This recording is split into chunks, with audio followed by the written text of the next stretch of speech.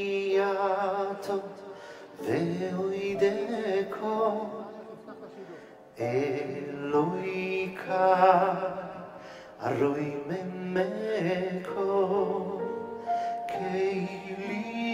Kiliato veoideko Eloika aroi memeko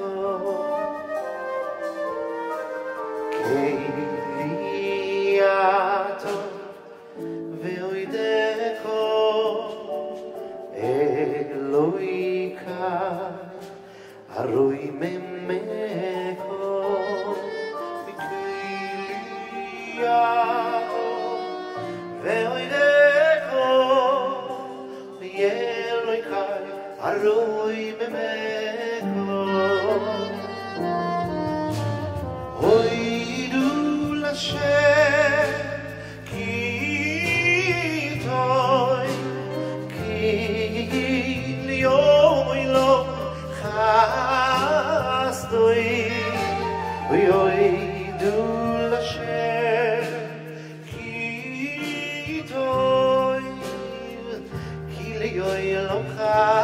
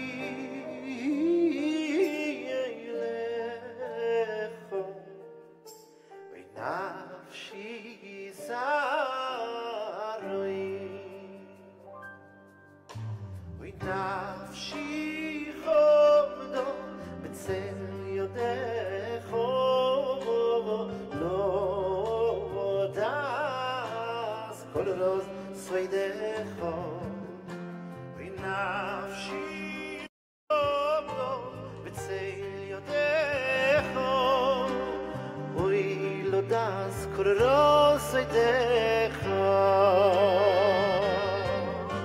oy nafshi chondo b'tzel yadecha oy oy lo das kororos soidecha nafshi chondo b'tzel yadecha oy lo das kororos soidecha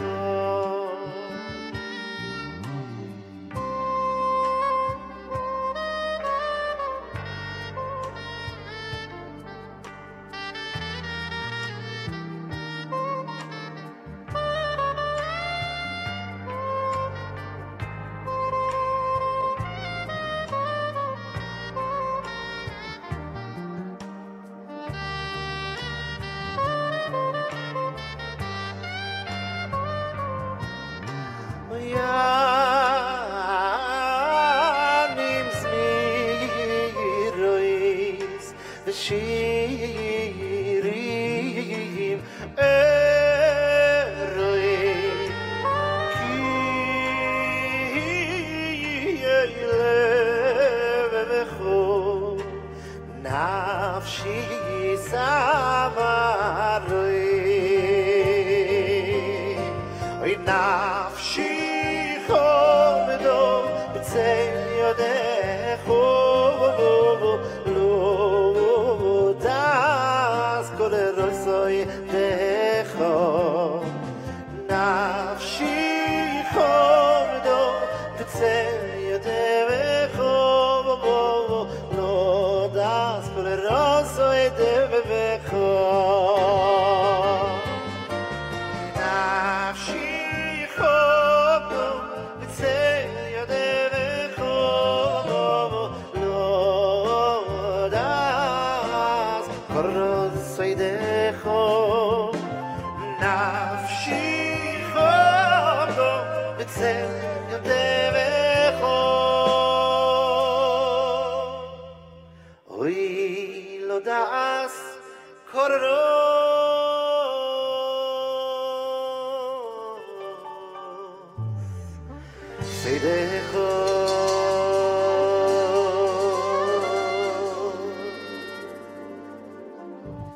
ערב טוב, גוט יום טוב.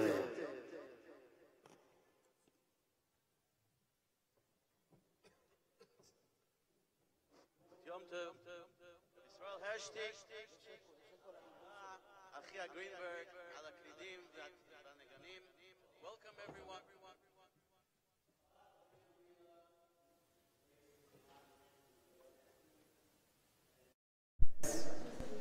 We would like to welcome everyone for this evening. YUD KISLEV is a very auspicious day, as we're going to hear today. The meaning of it. But I just want to introduce, we have special guests today with us. I would like also to introduce our MC, Rabbi Ben-Zion Kravitz, who is the founder of Jews for Judaism. This is an international organization established with a bracha from the Rebbe to counterattack efforts of cults and missionaries who target Jews for conversion. He recently made an aliyah. He's a very good known speaker, writer of books, and he's working now in Israel. And I'd like to welcome Rabbi Ben-Zion Kravitz to MC the evening. Thank you.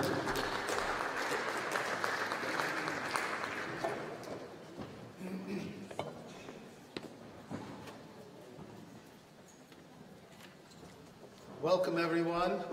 Good evening. I'm often asked, what's the difference between Kabbalah and Chassidus?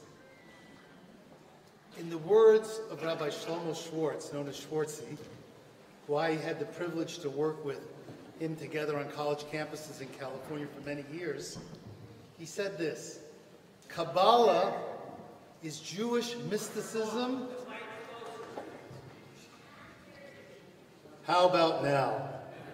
Okay, should I start from the beginning again? So Rabbi Schwartz said, Kabbalah is Jewish mysticism written by mystics for mystics. And Hasidus is Jewish mysticism written by mystics for everyone. With this in mind,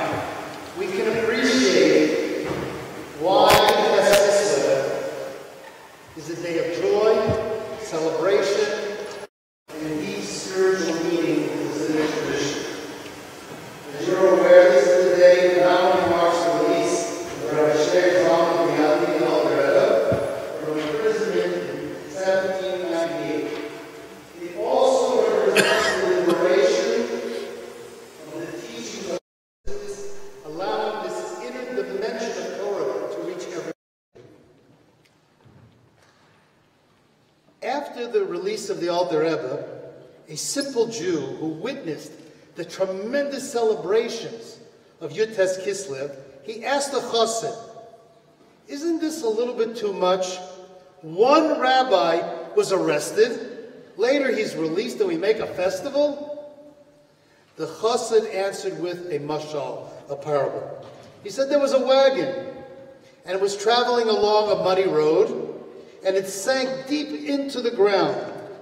Despite every effort to have the horses pull the wagon out, the driver got out and tried to push it, it didn't help. Nothing worked. Inside the wagon were the passengers, men, women, and children, and they couldn't go on their way. They were helpless. Then a strong man came by. He leaned on the wheel, and he pushed, and the wagon broke free out of the mud. Now ask yourself, the chassid said to this simple Jew, who was really freed? Was it just the wagon? Or was it the driver and the passengers? And was he able to put the journey back on track? For world Jewry, who have suffered the pains of exile, mired in oppression and poverty, Rabbi Shneur Zalman of Liadi was that push. Before his arrest, the inner soul of Torah was primarily the domain of mystics and scholars. But after his release, it became accessible to every Jew. This was a gigantic step toward the Geula, the redemption. This revelation of the inner dimension of Torah to the rest is the actual precursor to the revelation of Mashiach. May we also merit the ultimate redemption with our righteous Mashiach. Amen. Before we get to our main speaker and an introduction for him, we're going to have a special moment now where, in memory of a good friend of ours, Menta, there will be two songs, one of Hillel of Baricha, and the Poda B'Shalom will be done in his memory and his honor. Thank you.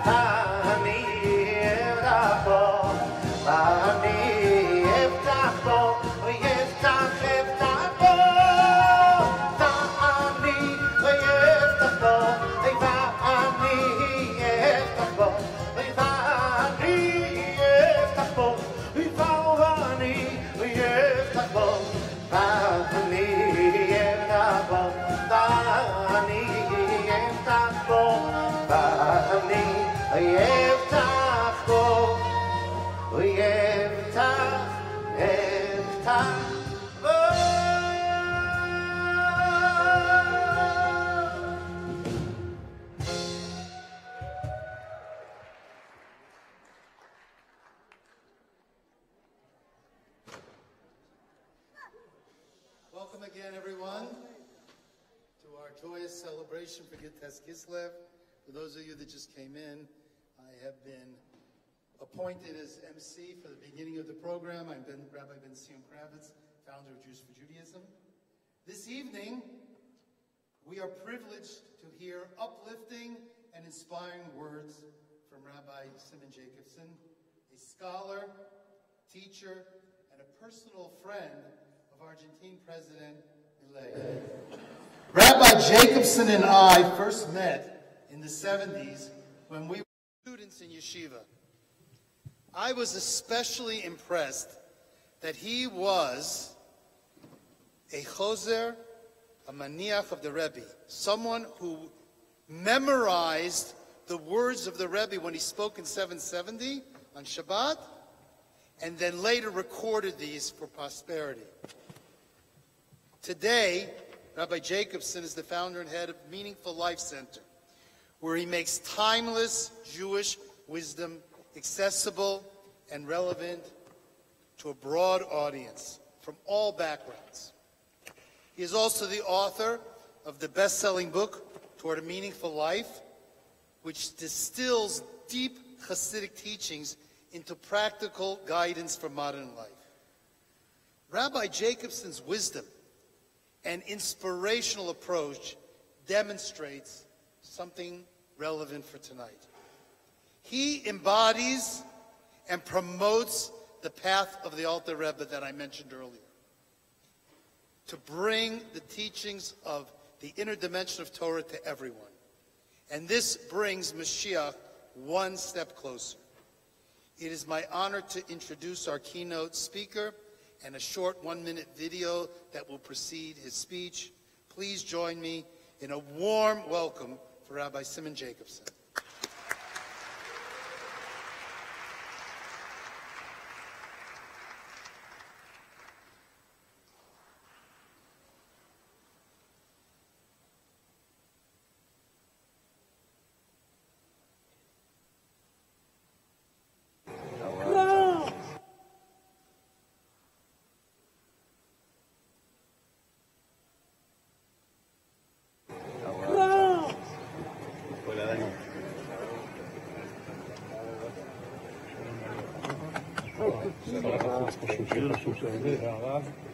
ואחותו של הנשיא שהיא גם זה.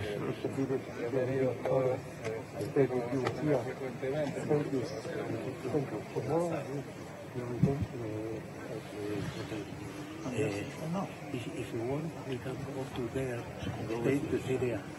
Thank you. Thank you. Thank you. Thank you. Alina. Yes, exactly. Yes, Moshe. Yes. So unbelievable. Holy Land. La Tierra Santa con el presidente. To be a pleasure. Gives you only energy and strength. Para darle pura energía y fortaleza para lograr todo lo que necesita en las batallas. Señor presidente.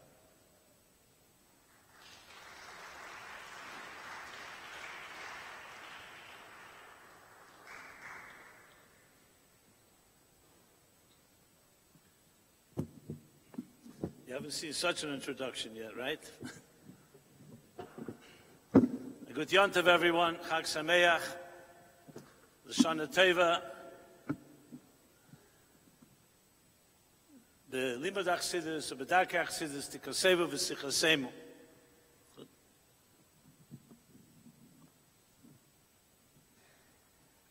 I want to especially acknowledge, sitting right near Elkanah and his dear wife, Rivka, one of the hostages that was released.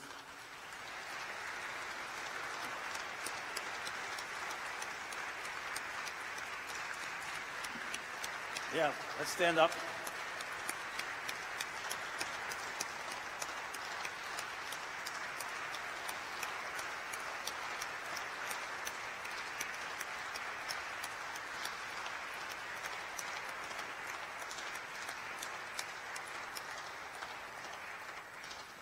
And his dear parents as well, and the children.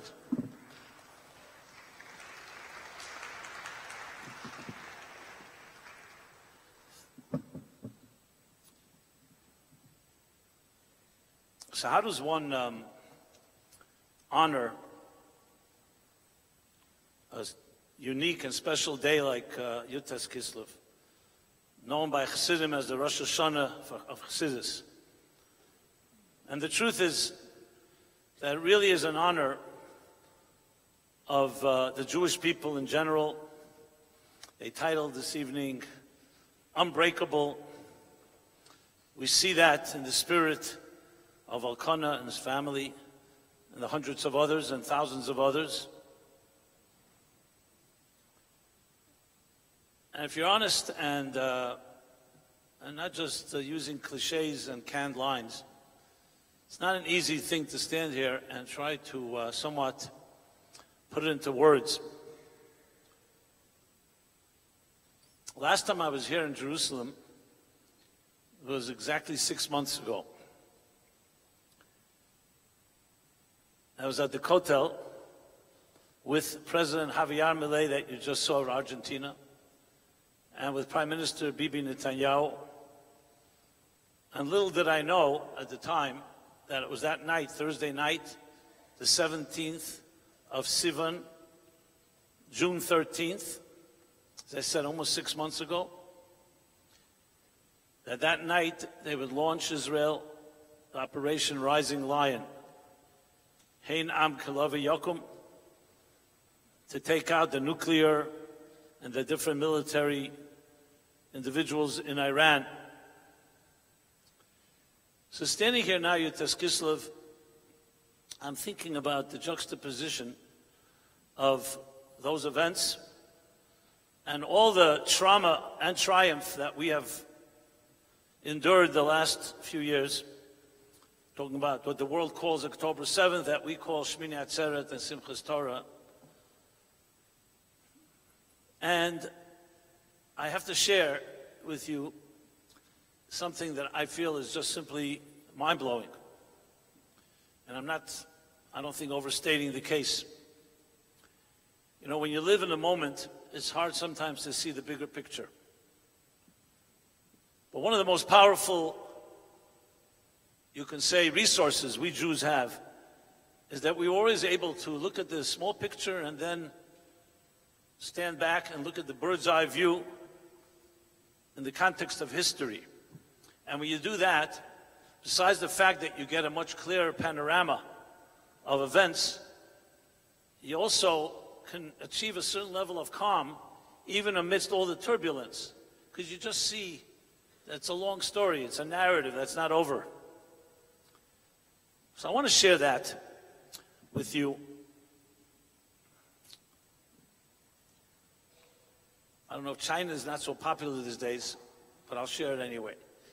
So when American President Nixon visited China in 1971, probably all of you are too young to remember that.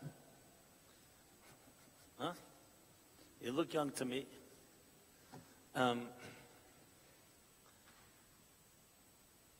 So it was the first time that China, which was such a closed society, was open to the Western world. So one of the Western journalists asked Zhou Enlai, who was then the premier, he took over after Mao Zedong died. They asked him, what does he think, what's his opinion about the American Revolution? And in classic Chinese style, he responded, it's too early to tell. Because you see, Chinese culture is around 2,000 years old, 2,500 years old. And America is just now celebrating its 250th birthday, infancy. And I hear from people that China and Chinese, they don't respect anyone except Jews. I didn't say love, but respect. Because we're the only ones that here that are longer here, that were longer here than they are. Thousands and thousands of years. So when you step back and you look at that bigger picture, and it informs the immediate picture, we can learn tremendous insights, and above all, gain strength. And Yutas Kislev, this day,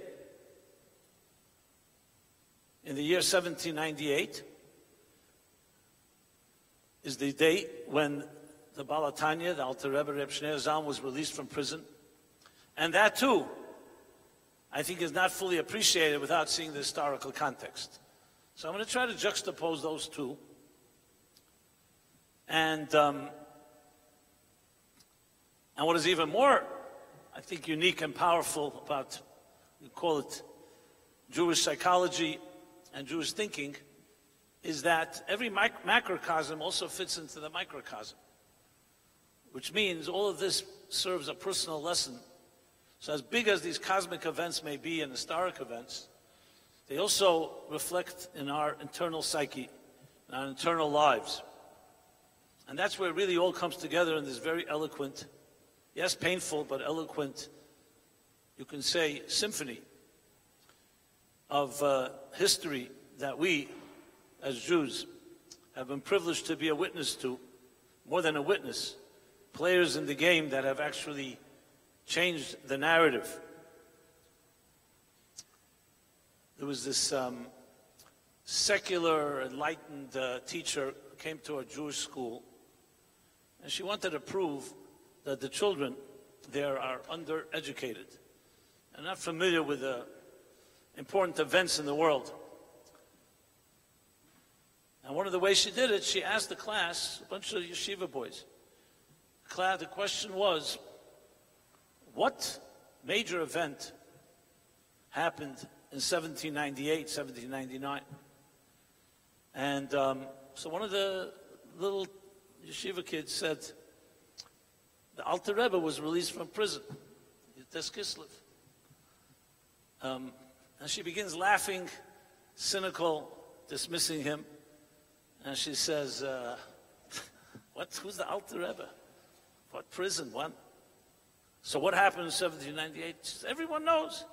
The great poet and author, Pushkin, Alexander Pushkin was born. Okay, next question. What happened in 1812? So another boy raises his hand. He says, Pushkin's bar mitzvah. I don't know if he's Jewish or not. But the point being, that's the lens of a yeshiva student. But if you think about it, actually, 1812, of course, was the Russo-Franco War, as it's called, when Napoleon invaded Russia. And as a result, everyone thought that France would win. But then the bitter cold winters in Moscow stopped France's advance. Very similar to what happened to the Nazis, Yamach Shemam, years later, when they attacked in Operation Barbarossa in Russia as well. But if you look at the historical context of 1812, that was also the year, a little after that war began, is when the Alter Rebbe, the Bala Geula, that we're honoring tonight and tomorrow, passed away in 1812. And it's very much connected to the events that happened on Yutes Kislev. So this is more of, I'll call it the inside story that you usually don't hear. The general Yutes Kislev story, Alter Rebbe was arrested under false accusations, and it represented something much bigger. But there's a certain background that when you get to understand it, takes on a whole new meaning. And I really began to appreciate it as I was coming here, flying here, thinking about my last time in Jerusalem. So you may know this, that during that war, remember, most of the Jews at the time, in the 18th century, were probably in Russia, or Eastern Europe in general. So the rabbis, the leaders, the Jewish leaders, and there were many great leaders at the time, had a disagreement. Who would be the right, should France or Russia win this war? Should Napoleon of France or Tsar Alexander of Russia? And there were Jewish leaders that felt that France would be better for the Jewish people because the Jews were living in terrible poverty, terrible persecution under the Russians. And Napoleon was offering freedom, fraternity, democracy. So they felt it would make it easier for the Jews. The Alter Rebbe, the Baal HaTanya, Reb Shneur Zalman of the Adi, he was of the opinion that yes, it would be physically easier, but spiritually it would be much more compromising. Because Napoleon was also preaching a godless freedom, a godless one. So though materially life might be easier, but spiritually it would be much more difficult. It's a long story, but bottom line, that Rosh Hashanah, the Jewish leaders always know the secrets, and the destiny of nations are determined on Rosh Hashanah. So that Rosh Hashanah, the Alter Rebbe, prevailed in heaven, and Alexander, indeed, Russia won the war. Now here's a fascinating thing. That was then. We're talking now 1812 and the years preceding that. In the year 1992, when I had the privilege, as was mentioned by the rabbi, and thank you for your kind introduction. When I was privileged to be writing the Rebbe's talks, so it's Parsha Shabbos, Parsha Vayeshev, which means it's coming up this Parsha, 1992, and the Rebbe spoke about this story with the Alter Rebbe. And he said something which was quite radical. He said that was then, 7 generations ago. But today, after 7 generations, we're ready to enter into France and into Europe and into the Western world, even some of it which is godless. And now we're not concerned because we have now matured spiritually to the point that we can transform Western science and even the Western Enlightenment and harness it into a spiritual revolution. That's more or less paraphrasing what the Rebbe said. And he said, and that's the reason, he's referring to himself, he said Chassidim, but the Rebbe said, in 1973, Simchas Torah, on Simchas Torah, and I remember that I was a young teenager, and middle of the Hakafis of the dancing Simchas Torah, the Rebbe, I remember, walked out on the table, middle of the shul in 770 Eastern Parkway, and began singing a song that nobody recognized, but we knew the words. The words were Haderes v'amuna l'chaya elamim. And the tune, however, was not really familiar.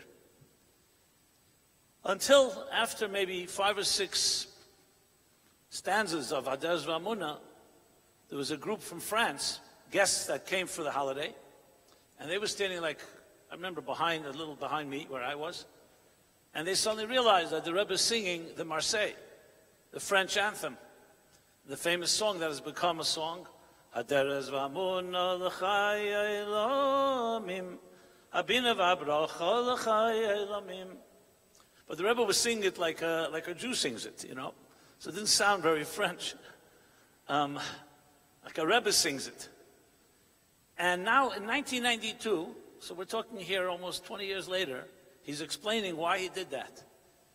And he told this story, and he said, because now we can take the French anthem with all its aggression.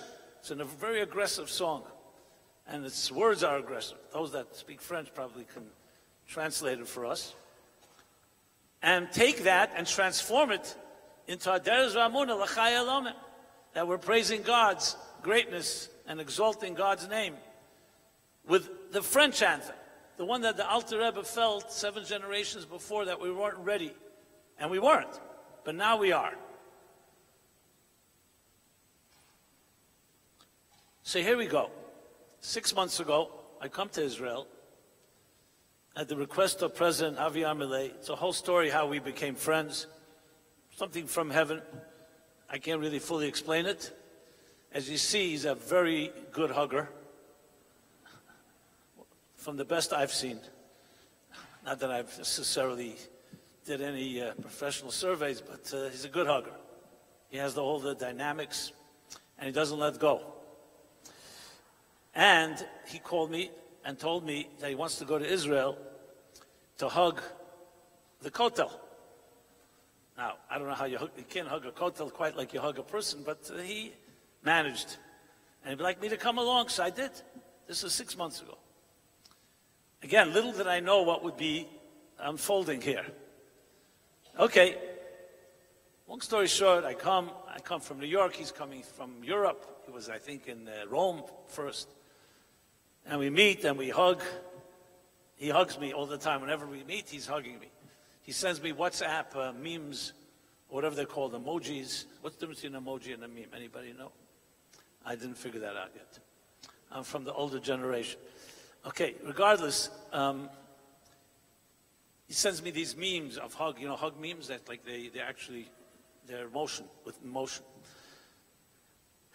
And then on Wednesday night of that week, we're talking now, if this was like a countdown, we're going to, the attack on Iran was Thursday night, Israel time. Or early Friday morning after midnight. It's all relevant, as you'll see. He invites me to the Knesset where they honored him. And in the middle of Prime Minister Netanyahu's speech, he's talking about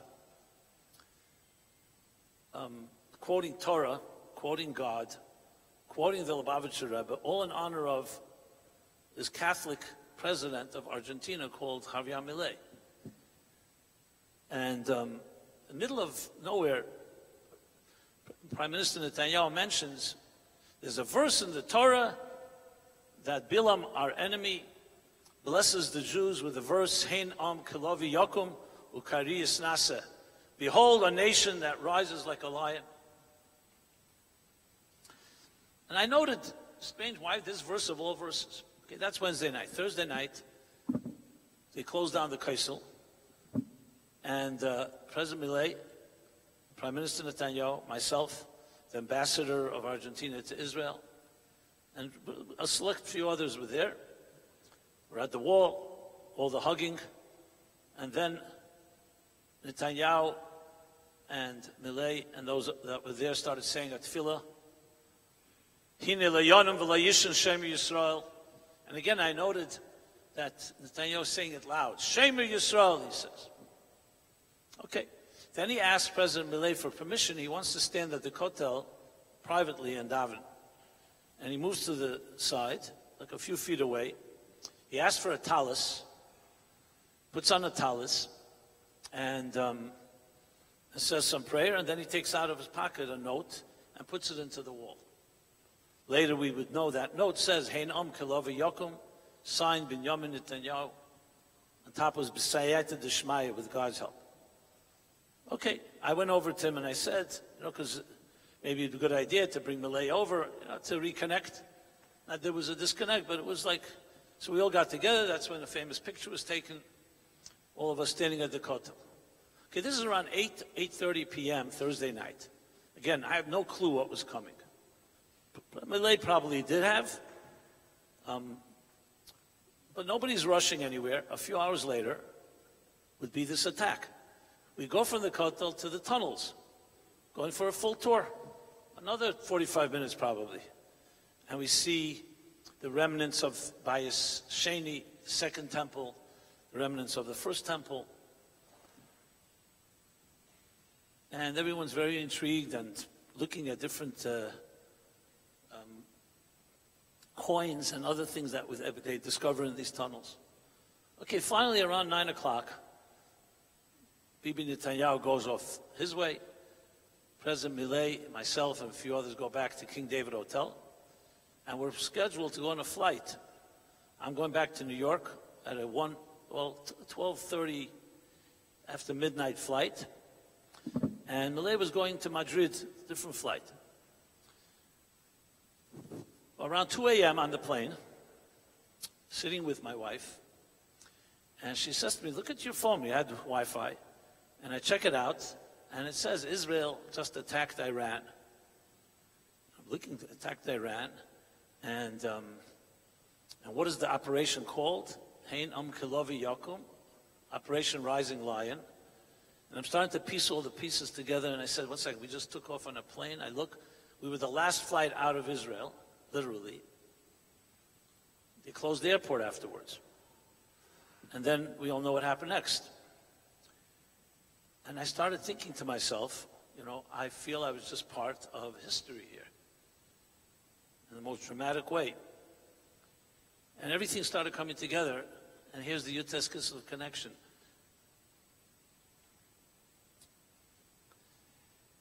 We're standing at the Kotel, which is a remnant of the second temple that was destroyed by the Romans. At the end of the parsha that we just read, Shabbos, if you look, where's Rome come from? The children of Esav. The last verse says, Esav, one of his grandchildren, Magdiel, is one of the leaders. Magdiel, says Rashi, Zuremi, Rome. Rome becomes the ancestors of the what? The Christian Western world. All rooted in Esav. The first temple is destroyed by Babylon. What's modern day Babylon? More or less Iran or Iraq, that area. And here we are standing with the Prime Minister of Israel in a Jewish holy site, with a president of Argentina that was born a Catholic, which comes from Rome, the Israeli Prime Minister, and Israel is now attacking Babylon thousands of years later. And all the pieces suddenly come together. And what do you think the story of YUD KISLEV was? The Alter Rebbe is arrested by whom? He's arrested by the Russians. And yet another part of Malchus Edom. We call this Golis Edom, the last Golis. Who's Edom? Esav. It's all Rome. Now Rome has many faces, just like Esav had many faces. And the same Alter Rebbe was arrested by them, and then says that France is fighting a war. One grandchild of Esav is fighting a war with another grandchild of Esav, but he prefers this Esav over this Esav. And then the Rebbe comes years later and says, now we can embrace all faces of Esav because even the West, even France, can also be transformed. And that's, my friend, the story of Chassidus. What did the Alter Rebbe sit in prison for? He sat in prison because he was revealing a new dimension of soulfulness that would have the power to transform the material world. Up till then, if you go back 300 years ago, the Jewish people lived either in ghettos or shtetls, insulated, isolated. Even if they wanted to, they couldn't assimilate. They were persecuted, they were expelled, they were killed, God forbid. It's only literally in the last 250 years of the emancipation of the Jewish people. So it's not an accident that it coincides with the revelation of the Baal Shem Tov and Chassidus, because they understood that the godlessness of a material world and the war of science against faith, the world of modernity against material indulgence, would require more resources, and we need to access the spiritual dimension of Torah.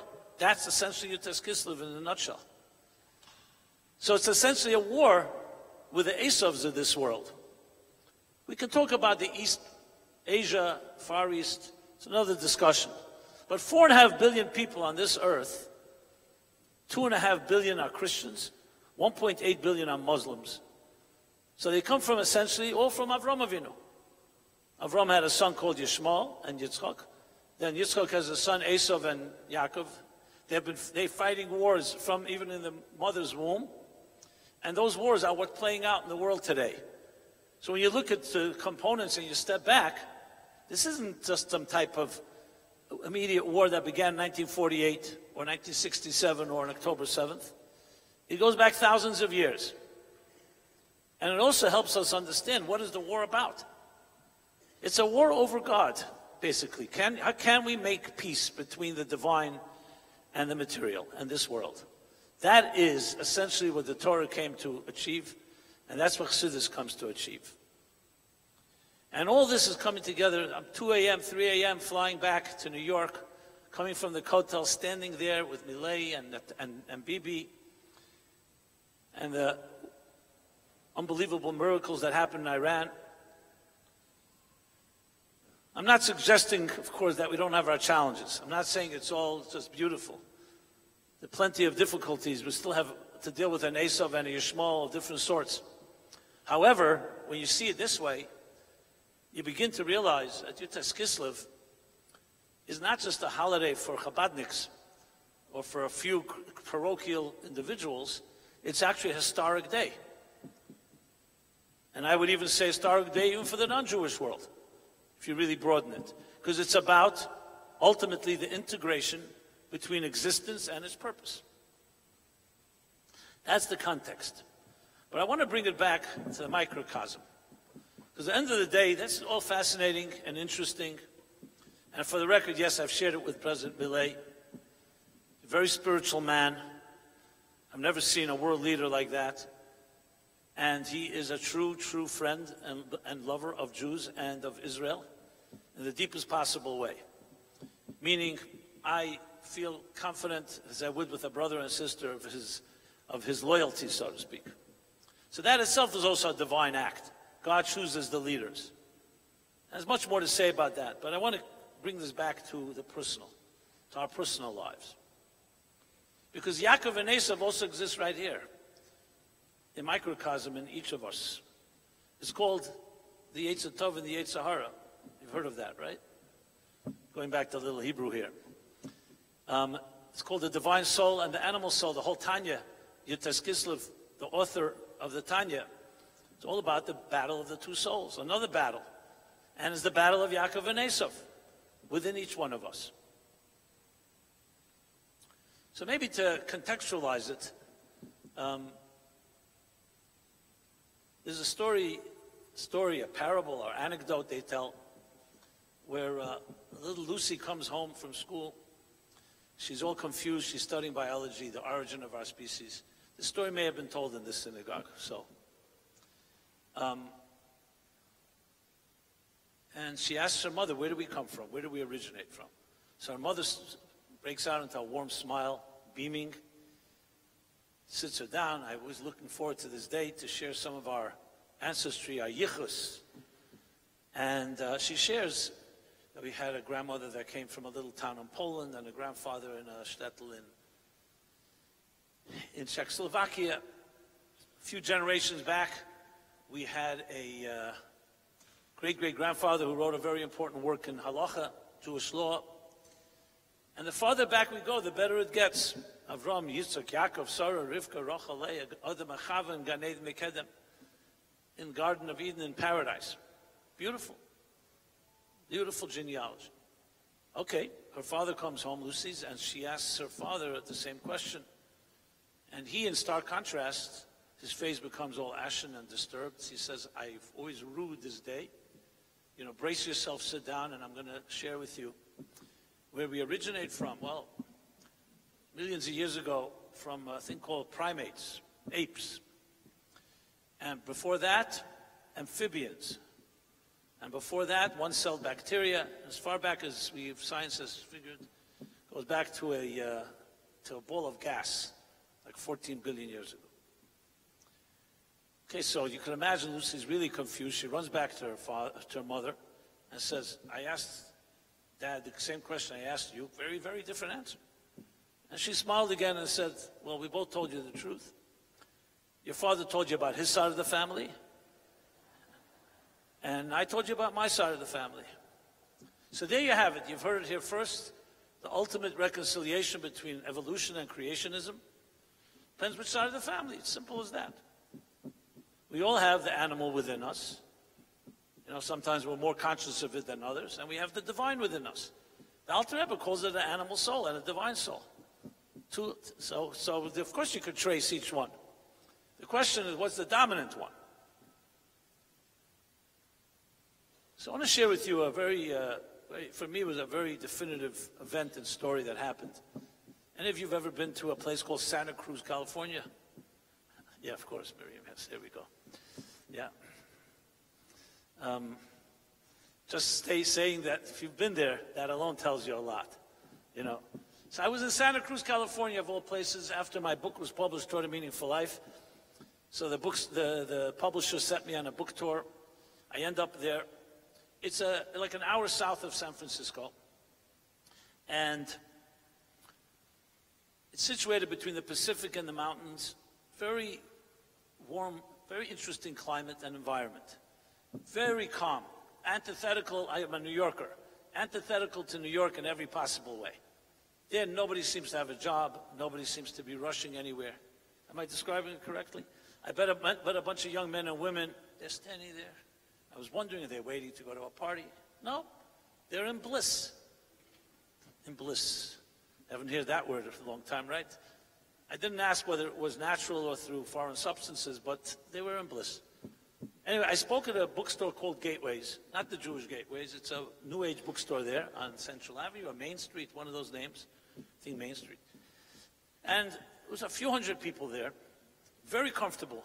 You could see it was a spiritual environment, very Jewish. You know, how can you tell who's Jewish? So besides for the nose or the nose job, there are other ways also to tell. I just felt very at home. And I gave my talk, very comfortable, people sitting on a carpet, like very laid back. Didn't have a whole bunch of cynics and skeptics with all the questions. It was just everybody was like into it, so to speak, into the energy of existence. Okay. After I finished my talk, a woman raises her hand, and here you'll see the power of Chassidus here. She says, I grew up in Borough Park, Brooklyn. You've heard of this community, Borough Park, Brooklyn. And she went to Beis Yaakov schools. So I hope this is not considered Lashon Hara, just telling the story the way she told it to me. And she said, when I was a teenager or a young girl, I had many, many questions. But I grew up in a family that was a very dysfunctional family. My parents were Holocaust survivors. My father was an angry man. My mother was even angrier. And everything was guilt and punitiveness, and God will punish you. If you don't do this, you don't do that. It was really horrible. Everything was negative. And I was a curious girl. I was like seeking. And I asked questions very innocently.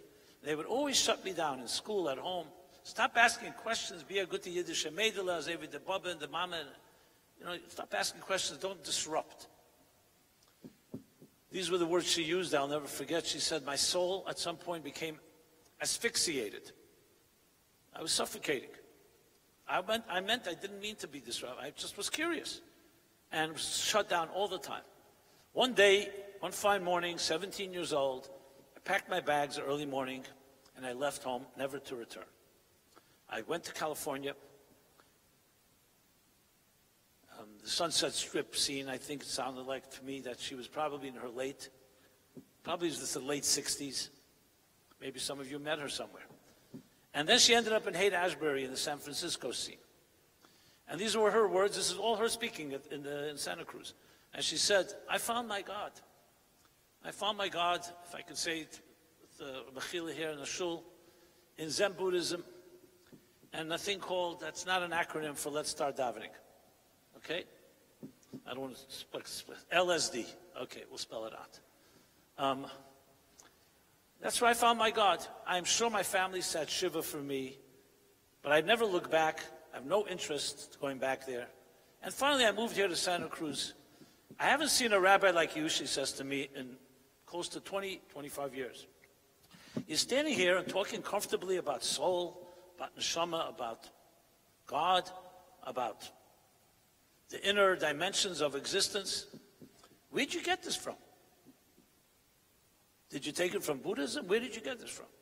Because it's not anything I ever heard in Beis Yaakov or in Bar Park or where I grew up. I never heard anything like this. She was like, and I could see in the faces of others in the room that she was not alone. So, what do you say? Short, I said, well, we Jews have this thing called a 613-step program. Okay, so she laughed, and I said, yeah, no, it whittled down over the years into 12 steps, but it was 613. So she laughed, and a few others, and I said, I'm happy to talk about it. It's not one foot. And we ended up sitting there, maybe a group of 20 people, her and a few others. The bookstore closed at around 1 a.m. We went outside. It was a beautiful night. We sat on a park bench. And it was one of those marathon conversations. We talked about everything. About God, about good and evil, about the Holocaust, about faith, about infinity and beyond, you name it. And I shared with her the following. I said, I am not, God forbid, ever going to judge you. I don't know what I would do if my soul was asphyxiated. Because that's like a really painful situation. So I'm not questioning what you did and where you went and how you did it. But I will tell you, they only told you half of Judaism. They didn't tell you the other half. The soul. They told you about the body, to use the words of the Zohar, the body of Torah, the mechanics. But there's a spirit, there's a soul. Imagine being taught musical notes and no music comes out. So you know the notes, but there's no music. And I shared with her a parable, which I think captures very much what Yud Kislev is about, that I don't even know where I heard it. At some point I think I made it up maybe. You start believing your own stories. But anyone finds a source, please. So when God created the world, he created a beautiful nightingale. One of the beautiful creatures was a bird with a great voice. And the nightingale comes to God and says, thank you so much for that beautiful voice you've given me. But I have a problem. One dusk I may be perched on a branch, serenading into the night, and everyone's loving my melodies. But a hungry predator is marching about, seeking for a dinner, and they'll be attracted to this little bird up me. And I need God, you to give me something to protect myself from my enemies. So God said to the little bird, okay. And he offers the bird a beak, a sharp, razor-sharp beak. It's a form of a defense. The bird inspects the merchandise and says, a beautiful bird like me, a nose like that, no. Okay, rejected. Okay, God then offers the bird claws, sharp claws, the same type of thing, another defense. Again, the bird rejects, an elegant bird with such nails. So finally, God says to the bird, okay, I will give you wings, knafayim. The bird looks at the wings, never saw wings before, and the bird says, I don't understand. You're the master of the universe. You created the world with such design. What do I need these 2 extra pieces of dead weight? I have enough weight with me. You give me 2 extra pieces. I have to escape. It'll be more difficult for me to run. So, of course, God said to the bird, no, little bird. These are called wings. When you learn to use them, they'll allow you to soar and fly to places you can never reach on your own. So I said to this woman and to the others that were there, I said, Judaism is a lot of weight. There's no question. Obligations after obligations. You name it. I mean, just look at the laws of Pesach. Perfect OCD holiday. So, there's a lot of mitzvahs. But if you don't know their wings, then they're a lot of weight. That's it. But if you see them as wings, is there a bird on earth that would reject wings, even a bird that's on a diet? And frankly, birds don't go on diets. Only humans have this thing called diets. Is there a bird that would reject wings? Of course not. The saddest thing to see is a bird that's grounded. And what's even sadder, I said to her, was imagine you have wings and you don't know you can use them, or you don't even know you have them. They never taught you about the wings. Let me tell you what happened. She began to cry. The others began to cry. And I began to cry. So we had this very healthy sobbing session. The Kabbalists say that the tears bathe your soul. So our neshamas were bathed a bit that night. And I'll never forget it. Then I told her, I said, listen, if you really want to be a revolutionary, you want to really be a spiritual pioneer, you should move back to Borough Park and open up a Chabad house. I did say that. And I said, and teach other 17-year-olds what you didn't know at the time. She said, I'm not ready to do that, We're still in touch. It's years later. But to me, this was a story that captures, I think, the story of so many Jews today. I mean, every one of you has your own narrative and background. They're Jews today, most that did not get a Jewish education altogether. And even those that did get an education, even yeshiva. I went to yeshiva, I went to Chabad schools. But I didn't appreciate Chassidus, even in my teen years. It was mechanical. It's like one guy, a friend of mine, told me, Lamates Malachas and Esther Spheres. 39 types of work and 10 spheres and stick in 4 worlds and tzimtzum and mechanics. You can learn Chassidus also mechanically. But what the Alter Rebbe came to teach, wings, it's music. When I discovered the music, and that's a long story, I can go through a whole confessional here and share all my, shall we say, teenage iniquities. But then you discover the music and the wings, it's a whole other story. The soul of Judaism. Now, 500 years ago, if you ask where was Chassidus then, the answer is we picked it up. We lived, as I said before, in insulated environments. So you picked it up from the smell of the chicken soup in your grandmother's kitchen on Friday. You didn't need more than that. But we don't live in a world like that. There are many other smells today and many other distractions. And our senses are inundated with everything. France did a good job in bringing godlessness into the world. Look at the Enlightenment. They thought they can cut out faith and only have science. So the Alter Rebbe comes, yes, 1812, before 1812, 1798, when Pushkin was beginning to leave his mother's womb, and introduced, not something new, something that was always there. The neshama is always there, the soul is there, but you can lose awareness of it. And you can become a mechanical Jew. That's a fact. Mitzvah sanoshim alamoda is a verse in the Torah. Yeshaya says it. It's called mechanical Judaism, robotic. You just do it by rote. So this is not just about speaking to secular Jews. The frum world needs it perhaps even more than the secular world. Because we could be very devout Jews and also not be soulful. You know, Chassidus talks about a gamva pu machtarter achmonakaya, a thief, before he goes out to steal, he davens to Hashem to succeed. That sounds pretty, right? Something, a real dissonance. But we're all that person. We all do something like that nature. You stand Rosh Hashanah, Yom Kippur, and you pray to God, and you're sincere, and a minute later you can do something that's not exactly consistent. It's not a critique. That's who we are. We have Yaakov and Esav inside of us. We have a battle. And Valatanya makes it clear. Yutas Kislev, the Ula of Yutas Kislev says, that's exactly how God wanted it, the battle. Do not be depressed by the battle. But you have the strength. It's a challenge. So what we're dealing with here is a day. I mean, I look at it, you know, I was sitting when we were singing part of Shalom, and it brought tears to my eyes as I was remembering that song sung by Fabrengens, by the Rebbe. And, you know, it brings back those moments of truth. You know, we live in a world, let's be honest, it's called Alma de Shikra. It's a very false world. Doesn't mean you're lying all the time, but you could lie all the time. You know, it's called duplicity. You've heard of that word? Or dissonance. That's the world in which we live. And those moments of truth, when they do arise, are moments where we go back and say, you know, there's a more innocent reality in our lives. And then you go back into this difficult, hostile, corrupt world.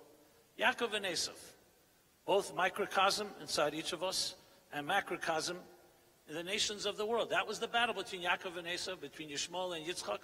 And even the battles today, at the end of the day, it's a battle between matter and spirit, matter and energy.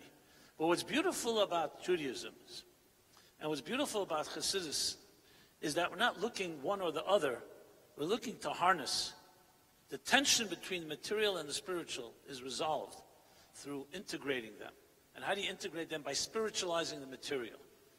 A little deed, a small little act with a physical object releases and unleashes tremendous nuclear and beyond nuclear energy. That's what its story is.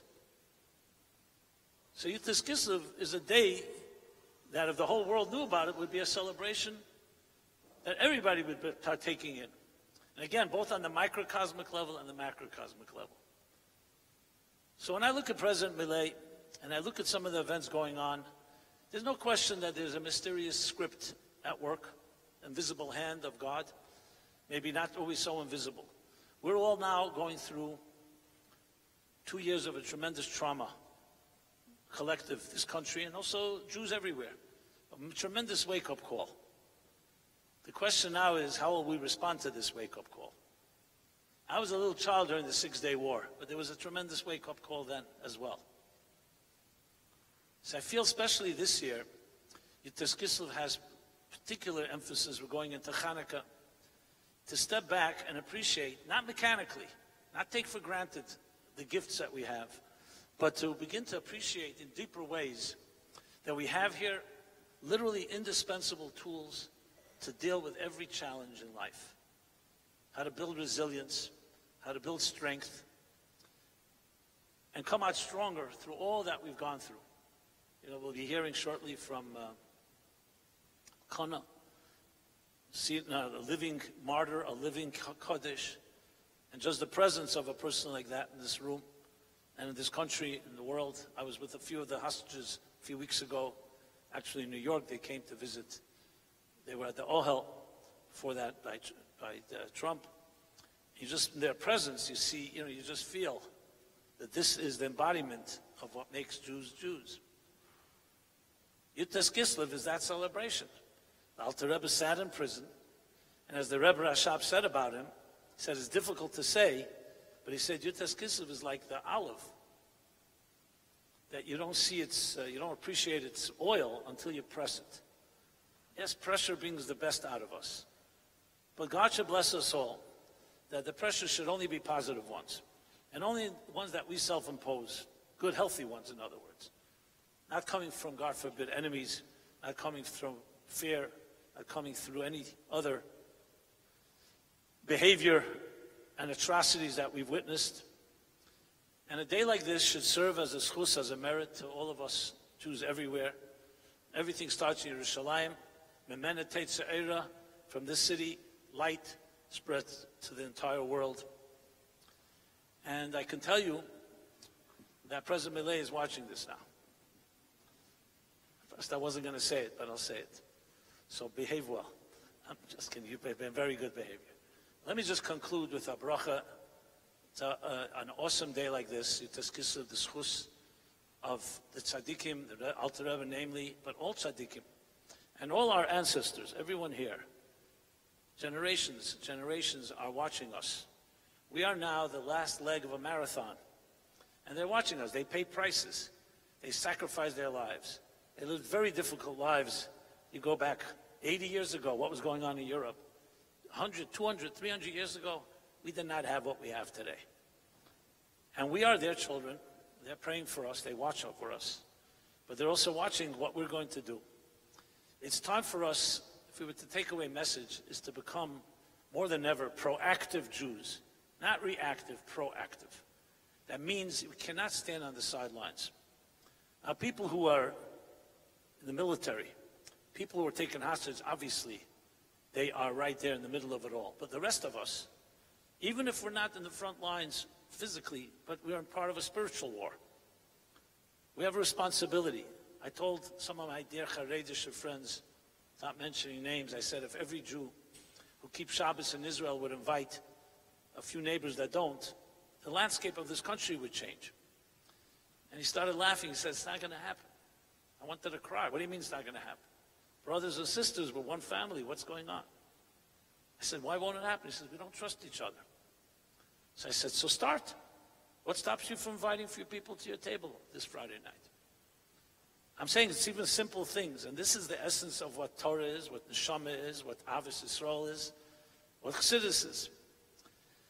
So we have unbelievable opportunity now, and we don't even want to talk about the option of squandering it.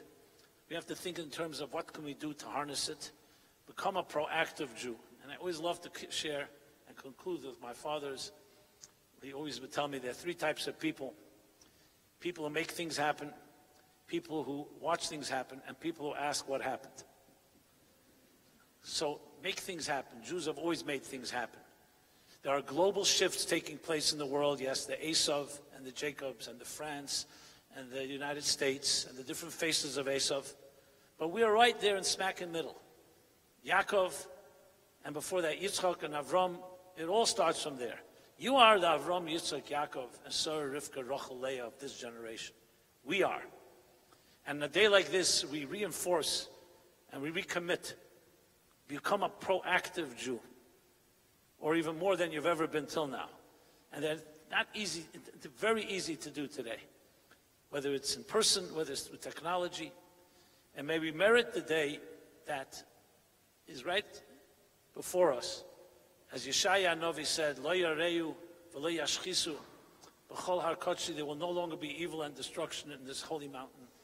Because Ki mala aretz deis Hashem k'mayim layom echasim. The world will be filled with divine knowledge as the waters cover the sea. B'it Yontif, and thank you so much.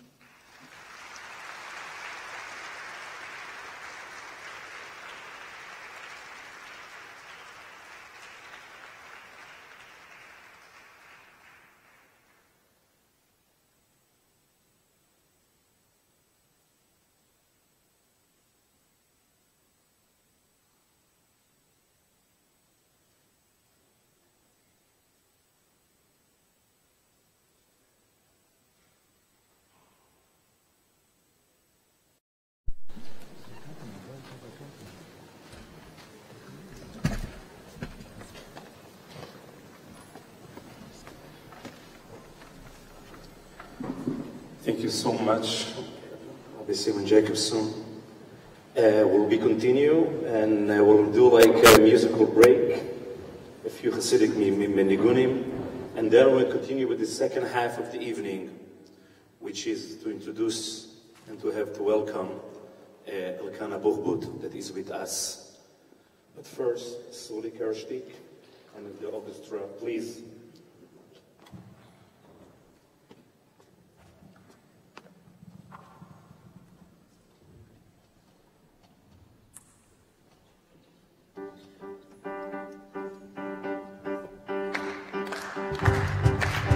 Di-di-da-la-la.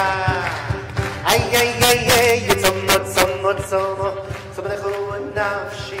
Koma, koma, koma, koma, koma, lecho vesori. Hey, Tzoma, lecho nafshi.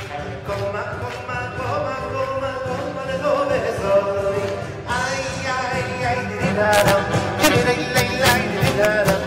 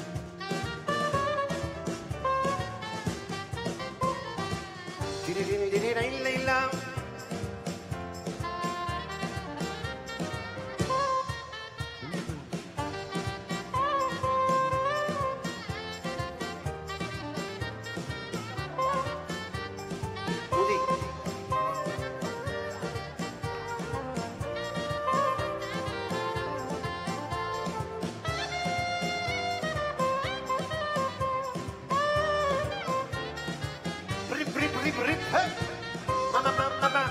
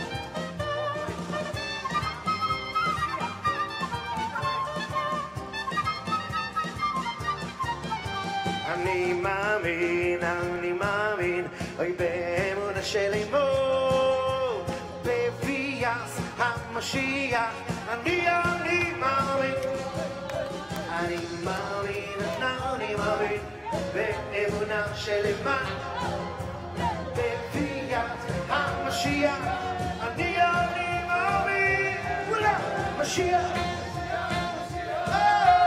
איי איי איי איי Mashiach, Mashiach, Mashiach, ay ay ay la la, oh, Mashiach, Mashiach. Mashiach, Mashiach, Mashiach. Ay, ay, ay, ay, ay. Ay, ויופו כשיתמלא כל זה אחכה לו בכל שיבוא. ויופו כשיתמלא כל זה אחכה לו בכל שיבוא. אוי שיבוא, אוי שיבוא, שיבוא, שיבוא.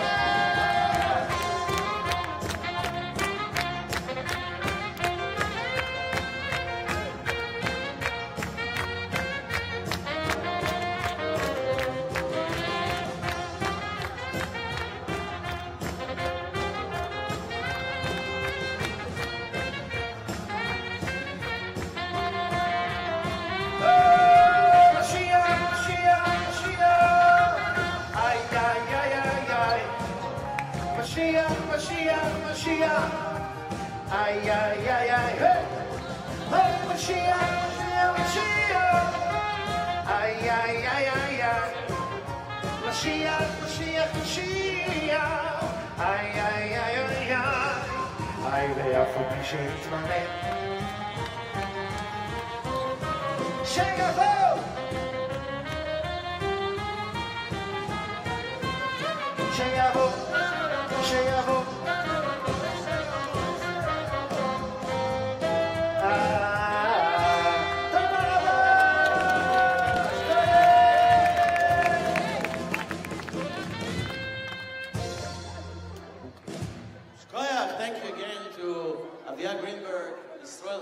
For the beautiful music, and to you, the crowd, for celebrating YUD KISLEV here in the great synagogue. It's a special moment.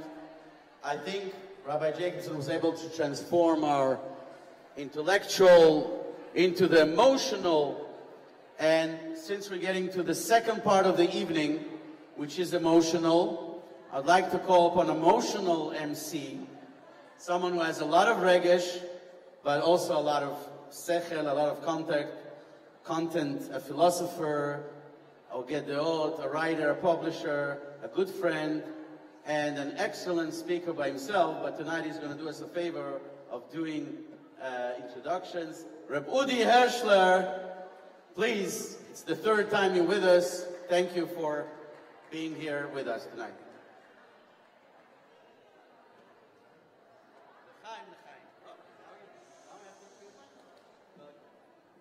Thank you very much, Rabbi Counterman. And again, good evening, everybody. Good Yom Tov, Freilichen Yom Tov. And for me, it's, regarding to the Jewish halacha, when you're doing something 3 times, it's become what is called chazaka, which means it's here. And next year, I'm going to have a real problem to refuse. So probably we will meet Bezrat Hashem together with Mashiach Tzidkeinu over here in Jerusalem, in the Holy City. But this year, it's definitely different from the previous 2 years that we had the privilege to celebrate here. Because 2 years ago and a year ago, when we are celebrating 2 years ago, 224, and last year, 225 years of the release of the founder of the CHABAD, Hasidus movement, of Shneur Zalman Miladi, Balatanya. Our hearts, our feelings, our emotions, our mind, our thought were not really fully with our joy, because we were celebrating here, but we are always attached to our brothers and sisters that were in the darkest places on earth, in captivity, in Gaza, but those monsters. And I'm sure you remember that we mentioned their names and even the pictures, and you can see even the signs all over the place, the benches all over. And the faces was looking at us and kind of demand and ask for us, please don't forget about us when we have still the privilege to celebrate the great day of YUD Kislev, our joy, our simcha, our celebration cannot be fully complete as long that our brothers and sisters are still there. But Baruch Hashem, this year it's definitely a fully joy and a fully simcha, because all of them, they are with us here the Holy Land, in Eretz Israel, with their families, with their communities, back to us. And it cannot be a better way to celebrate this year of YUD Kislev, Tafshin Pei Vav, 5786, the 226 years of release, the Baal HaTanya. And it cannot be a better way to have in this stage, one of those hostages that just released something like 2 months ago, and that his name was with us all the time during over 700 days, I think 738 days that he was there. Elkanah ben Ruchama. All of us had his name, his face with us every single day. So, if we want to see how miracles happen, how our wishes become true, we have a real witness tonight, a real alive evidence tonight. So we have such a privilege to have Elkanah with us. And I want to say something before I will call Elkanah to the stage. We are celebrating today the Baal HaTanya Day. And we know that Baal HaTanya is, of course, everyone knows, it's under his name of the book, the Tanya, the Sefer HaTanya. So I'm sure you know that the hard, double meaning hard of the book, it's called Perek Lamed Bet. And I want to quote just a piece from Perek Lamed Bet in Tanya, which is, of course, it's talk about the heart of the Jewish people. Literally hard means Ahavat Israel. So the Baal HaTanya, Reb Shlomo Zalman Miladi, says like that, V'ki me'achar שגופו נמאס ומתועב אצלו, and I will translate in English, והנפש והרוח מי יודע גדולתם ומעלתם בשורשן ומקורם באלוהים חיים.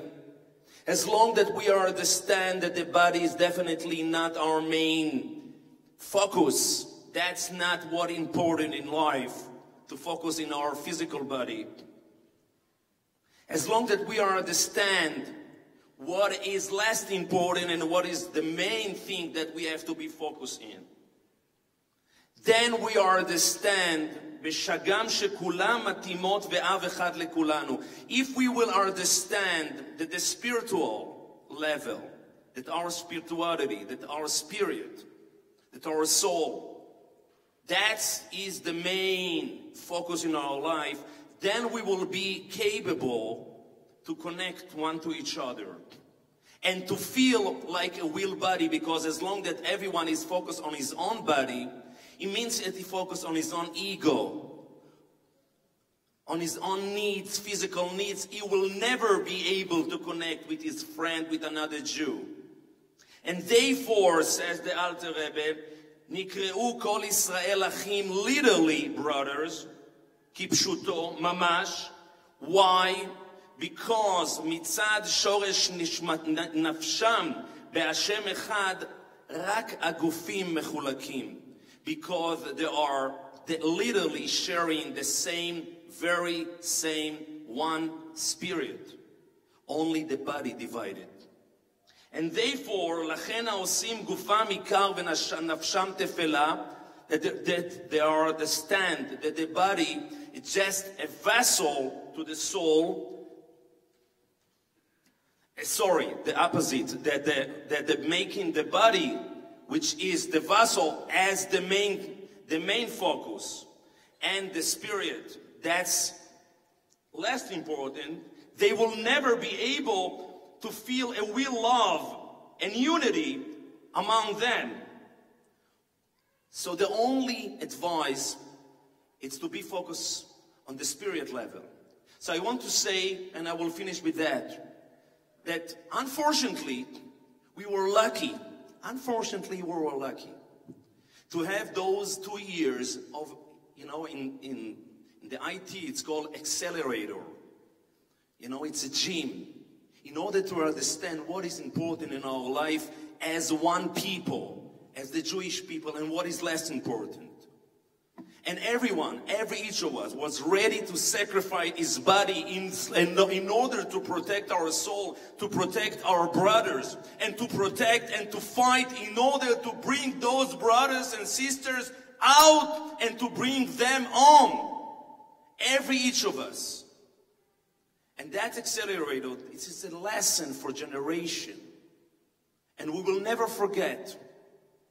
And I believe that tonight everyone feel the Perek Lamed Bet, the Will Ahavat Israel, as a one soul, as a one heart, and as a one body.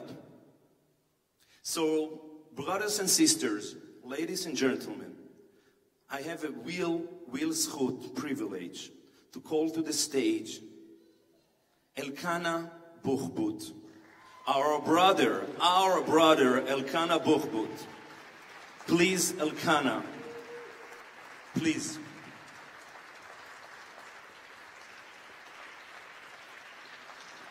Before we will start, there is a short clip that we want to show, and then we will give Elkanah. We will have the zchut to hear a few words from Elkanah, and then we will continue for a few moments for a small discussion between Rabbi Jacobson and Elkanah. I will be here in order to translate everything. Will be in Hebrew, in order to translate to English if someone needs it.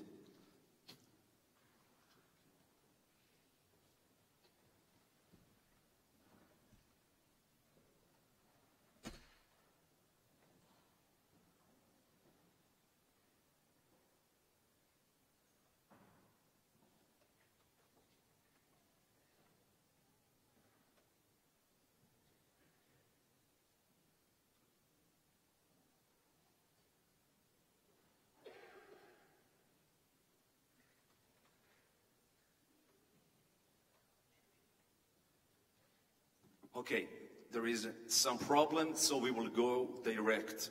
Elkanah, please, bevakasha.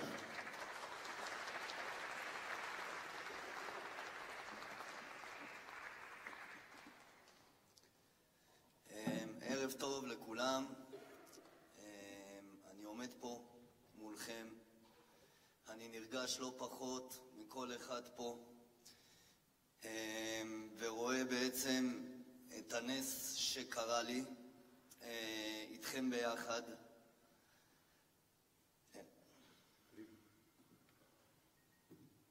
Good evening, everyone. I'm standing here and I'm excited, not less than as you, at least as you, and I see the miracle as all you can see, and we are sharing the same miracle.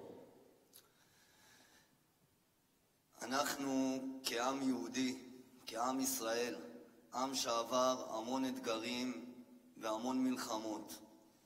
We, the Jewish people that went through so many struggling, went through so many wars and problems. אנחנו יודעים להתמודד עם כל דבר בדרך שלנו. We know how to deal and to manage and to overcome in our own unique way. וגם שלפעמים זה נראה בלתי אפשרי, ושמנסים להשמיד אותנו, ולעשות לנו רע וצרות, בכל מקום שהיינו בעולם. Even though that sometimes it's look impossible to overcome, and we are still struggling and dealing with so many issues and problems all around the world as the Jewish people. תמיד עמדנו איתנים, אם זה מול האויב שלנו, אם זה מול אלה שמבקשים לרעתנו, וידענו תמיד שהתפילות שלנו זה בעצם הצבא הכי חזק שלנו. And all the time, we were standing strong and stable, and we always knew that our real army and our real strength and power is our ability to pray. אני תמיד ידעתי שלבן אדם אפשר לקחת הכל. לקחו לי את החיים, לקחו לי את האוכל, לקחו לי את המקלחת, לקחו לי את האישה שלי ואת הילד שלי. דבר אחד הם לא יכלו לקחת לי, וזה את האמונה בבורא עולם. I always knew when I was there that they can take from me everything. They can take my life, they can take my food, they can take my ability to breathe, they can take my family away from me. One thing they will never be able to take away from me, which is my own faith.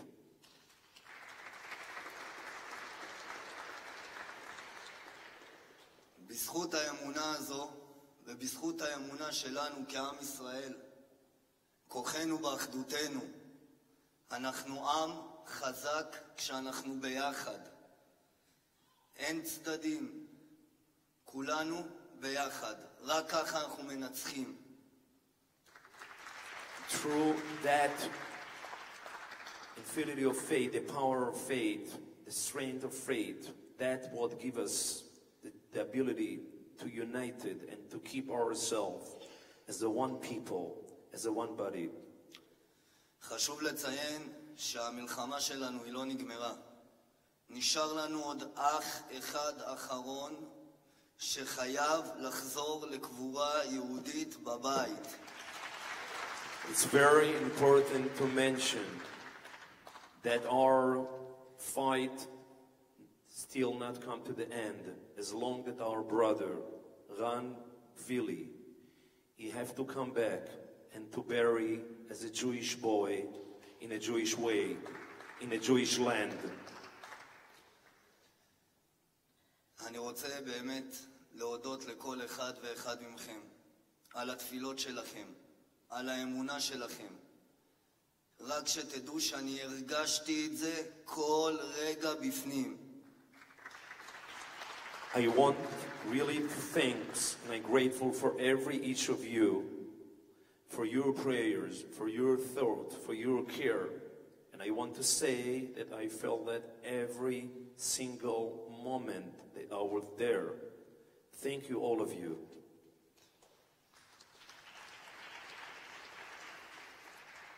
חשוב לי גם לציין תודה רבה לכל הלוחמים שהחריפו את נפשם במלחמה הזו, ולמשפחות השכולות, ולכל נרצחי הנובה, ולכל האנשים וכוחות הביטחון, ולכל מי שתרם ועשה כל דבר בשביל שאנחנו ננצח. And I want to give a special thank you and to recognize and to mention all those brave soldiers that they sacrificed themselves, all those hundreds of soldiers that they lost their life during the last 2 years, and their families, and all those victims that they lost their life during the horrible day of October 7, and all the people and every each of you and every each of the Jewish people that made a contribution in order to help us over there and to bring us to this day. חשוב לי לציין שבן אדם קם בבוקר, אז יש הרבה דברים שהם מובנים מאליו בשבילו. זה לקחת את הילד לבית ספר, או לשבת עם אשתו בערב, לאכול משהו, לשתות יין, או להיכנס לאוטו ולנסוע, או בכלל לנשום את האוויר, להרגיש את השמש. זה דברים מובן מאליו. ברגע שזה נלקח ממך, אתה מבין כמה החיים זה הדבר הכי חזק שקיים. Wow, okay, so I want to mention that the lesson that I have over there is the fact that we have so many ordinary, regular things that we are doing, the routine days, the routine things that we having a nice glass of wine with our wife, with our family, we are going to the car, we are going taking our kids to the kindergarten. All those things we are taking for granted. And we are not even given attention, and we think that it's look like obvious for us. At the moment that everything taken out for you, and you have nothing, you will start to realize and to understand and to recognize how those things are important and what is the meaning and how we have to be so grateful for all those ordinary routine things and actions that we have as a daily basis. הייתי רוצה לתת לכם איזה עצה כזו, שאם אתם עצבניים על משהו, לכלכו לכם את הבית, או שהילדים רבים, או שהאישה כועסת, או שהפסדתם כסף חס וחלילה, תמיד תזכרו שכל הדברים האלה בסופו של דבר זה הדברים שהכי כיף ליהנות מהם. אפשר לקחת רגע לעצמכם ולהבין כמה החיים האלה הם טובים וכמה שהכל מתגמד לעומת זה שאנחנו עומדים על הרגליים ויכולים להיות אחד עם השני ועם המשפחה. I want to give you an advice. If you are getting nervous and upset about a lot of things in your daily life, about your kids, about your wife, about your husband, about all those little things, remember that those things that makes you upset, those things that you have to be grateful for. And you have to realize how life are great, and to look at the big picture and to understand how we are having the privilege and to learn to enjoy and to get the good of those ordinary daily life.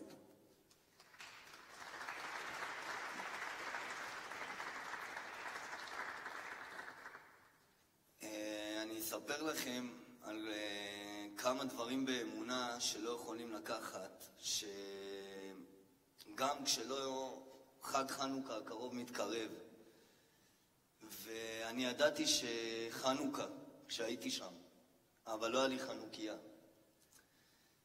ולא היה לי נרות. So I want to share with you a story about Hanukkah that's going very soon. That I knew that it's going to be the holiday of Hanukkah, but unfortunately I didn't have a menorah, and of course I didn't have a candle to light the menorah. אנחנו היינו בחג החנוכה, אנחנו כבר היינו במנהרה. ומה שהיה לי שם, שיכול להעיר, זה פנס קטן כזה שהם נתנו לי, כדי שאני אוכל ללכת לשירותים בעצם. וזה היה השימוש שלו. We were at that time in the Hanukkah, in our first Hanukkah, we were already in the tunnels, in the dark tunnels. We didn't have a menorah, we didn't have a candle, but I had a spotlight, a small spotlight that they gave us in order that we will be able to go from my room to the bathroom on the tunnels. בכל הדלקת נר אני הדלקתי על האצבעות שלי את הפנס וברכתי את החנוכיה וידעתי שחג החנוכה זה חג של ניסים ושבורא עולם עושה איתי נס בכל שנייה, כל מומנט.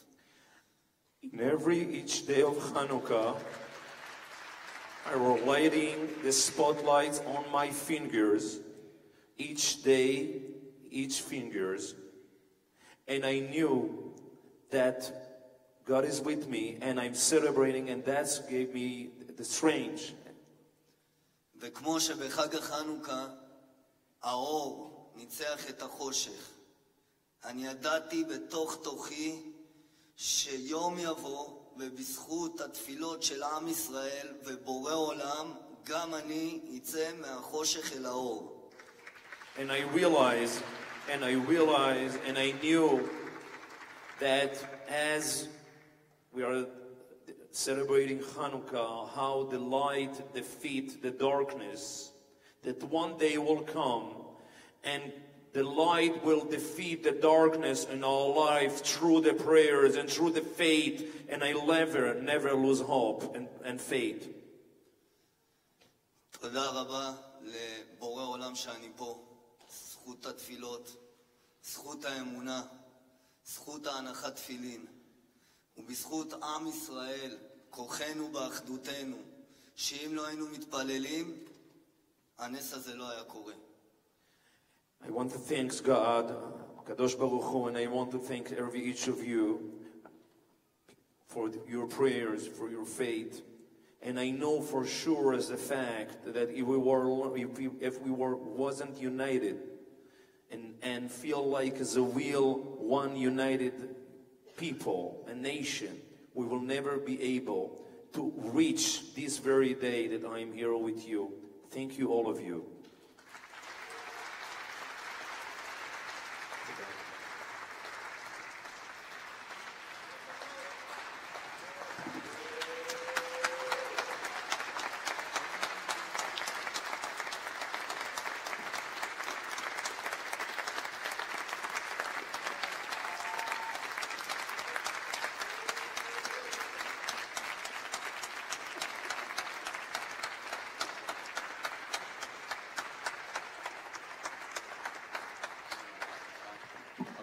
I want to just thank you, and I think the real Hanukkah candle is you and all the other 20 boys. You are the candles that we have. And we want to thank you and your wife sitting here.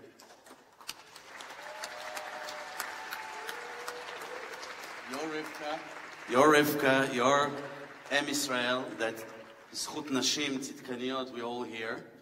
And as an appreciation for everything that you did and for us, because we get koach from you guys, we want you to remember this moment, and for your family, and for your parents, להורים החמודים, שהכוח שגידלתם בנים כאלו.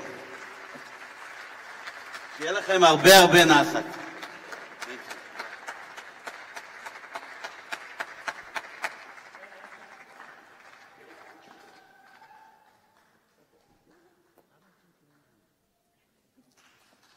That we have on stage Rivka, Elkanah wives, and Re'em David, that finally got his father back.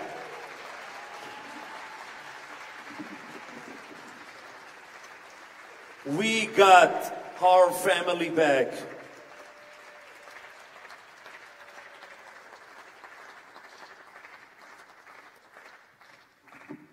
Shiri the warrior.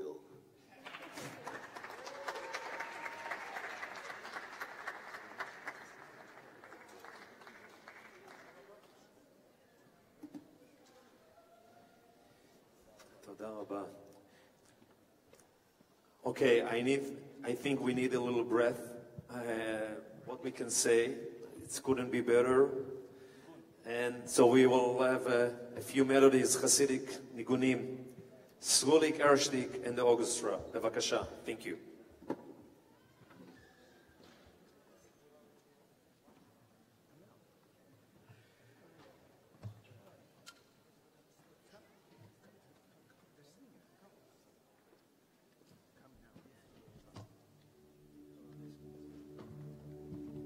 Thank you.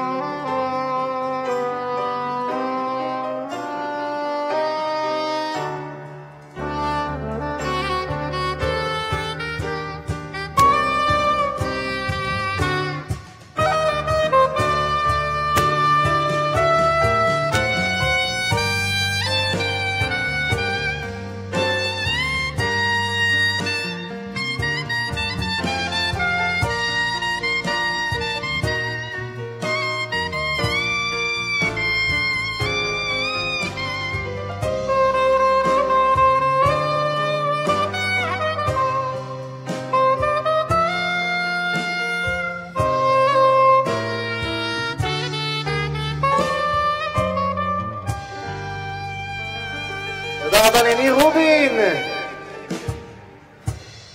תודה, ניר. יאללה, קצת שמח לפני שאנחנו הולכים? יש כוח לרקוד עוד, רבליהו. יאללה, שמח.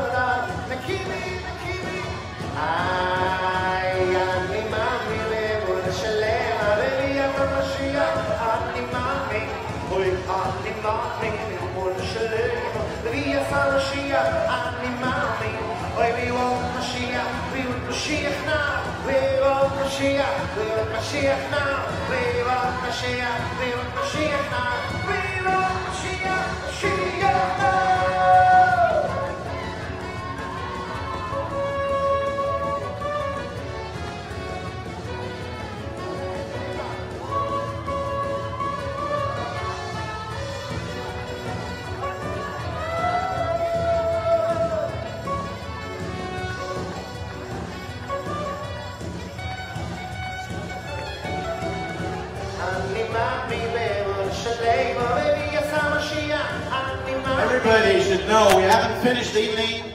We have an open session here, so please, those who are interested, you're welcome to stay. It's not over yet.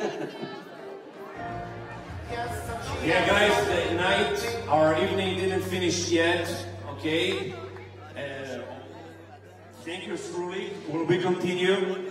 And before we will continue, I want to mention that as we are doing it every year, we're gonna have a very special auction tonight as every year, that all of you will have the chance and the opportunity to buy a dollar from the Rebbe, that someone received it, got it direct from the holy hands from the Rebbe. But before we continue, I want to ask all of you, please have a seat. Rabbi, I want to recall Rabbi Jacobson to the stage,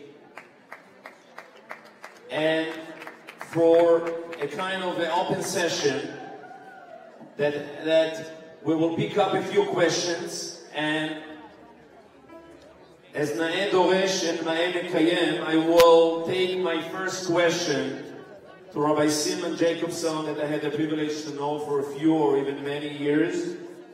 And I heard about it, and I heard it. And one of the things that maybe you know, maybe you don't know about Rabbi Jacobson, that at the last years, when the Rebbe was with us in the physical way, Rabbi Jacobson, Rabbi Simon Jacobson and his brother were in charge to actually literally to bring out the Rebbe's speeches out to the world, which means to repeat. It's called the choizel, to repeat. You know that the Rebbe used to talk for an hour, sometimes for a few hours or even many hours, especially in the high holidays and Shabbos and other special occasions. And the Rabbi Jacobson were a young guy with a great and a phenomenal memory that had the privilege to repeat after Shabbat, literally a word by word, a sentence by sentence, in order to write it down, and afterwards, of course, to print it and to deliver the Rebbe's words all over the world. And we all owe a lot, so much to Rabbi Jacobson, that because of his incredible job that he did, we have so many things from the Rebbe. We cannot even imagine what that means. So I want to ask you, Rabbi Jacobson, if you're ready, if you're sure, if you can share with us just a little bit about your own experience as a young fellow, to be there right next to the Rebbe and to take on your own shoulders such a responsibility and such a holy job, and share with us how it was like, because for me it's like, sounds like a science fiction. Please, Rabbi Jacobson.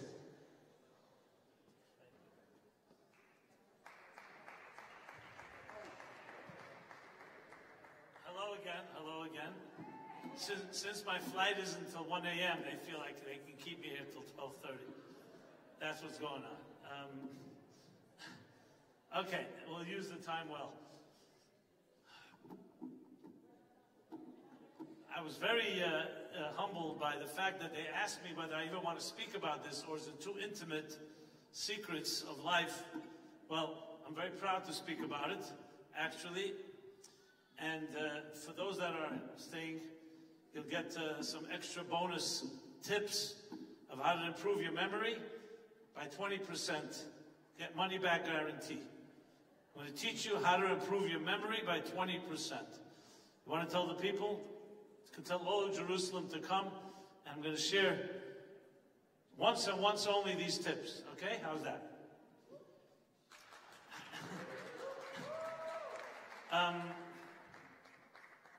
So first of all, the job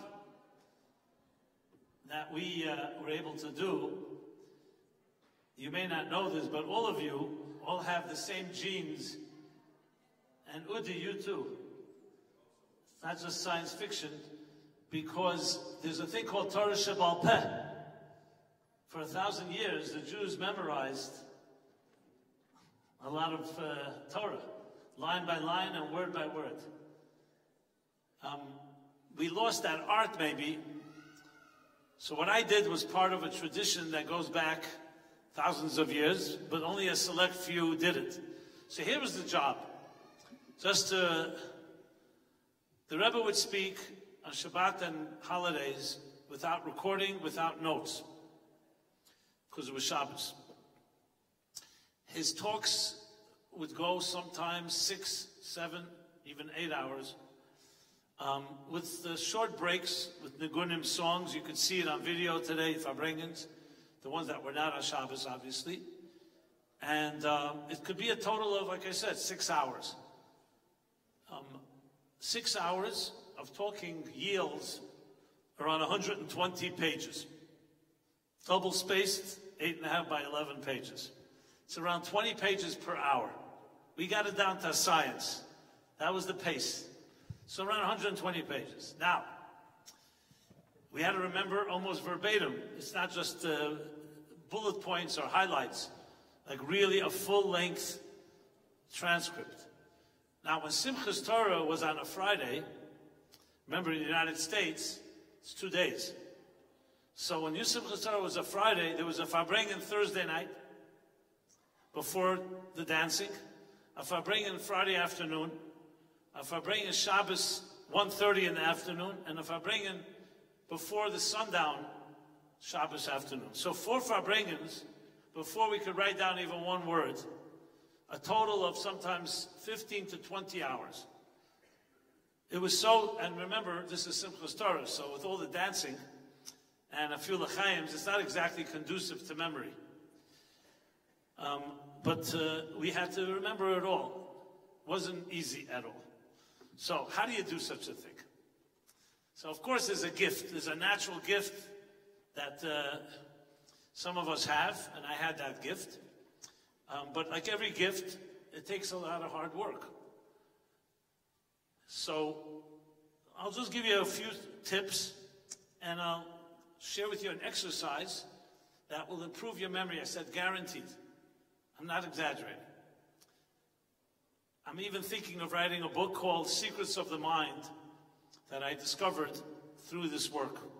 Because it's really about understanding how the mind works. We frankly, most of us are not trained to use our minds. We go by, we play it by ear, as they say. Who's trained you how to use your mind? We don't even know how mind really works. But listen to this. So memory, most people think, is a faculty of the intellect. The smarter you are, the more you remember. But that's not the case. You'll see many smart people. We're good? Okay. Many smart people that don't remember very well. As a group, who remembers things best? Children. Children remember everything. Songs, experiences become etched in our psyche, for good or for bad, and we remember it. As adults, it's much harder. So children have less mature minds than adults. So how do they remember better than adults do? The answer is because memory is a faculty called listening. It's the art of listening. And most of us don't know how to listen as much as we think we do. Listening is not just having a good brain. Listening is the art what Chassidus calls bittul. Bittul is suspending yourself, even your mind, even your temptation to try to understand and just absorb. And I'm using that word very deliberately, absorb. In Hebrew it's called lisvog, like a svog is a sponge. A sponge, which sponges absorb best? And I don't mean the brand name. Dry sponges absorb. Wet sponges don't. You could try it out tonight, you'll see. So a dry sponge absorbs because it's dry, so it absorbs. Once it's wet and saturated, it doesn't absorb. Adult minds are wet sponges, if they're sponges at all, but let's say they are, but they're wet. They're filled with ideas, some good ideas, some bad ideas, some unhealthy ways of thinking, some healthy ways. So when you're starting to hear something new, you're dealing with a wet sponge. It's very hard to absorb new things. A child, it may be hard to get a child's attention, but once you do, the child absorbs like a dry sponge. Try teaching a new language to a 20-year-old.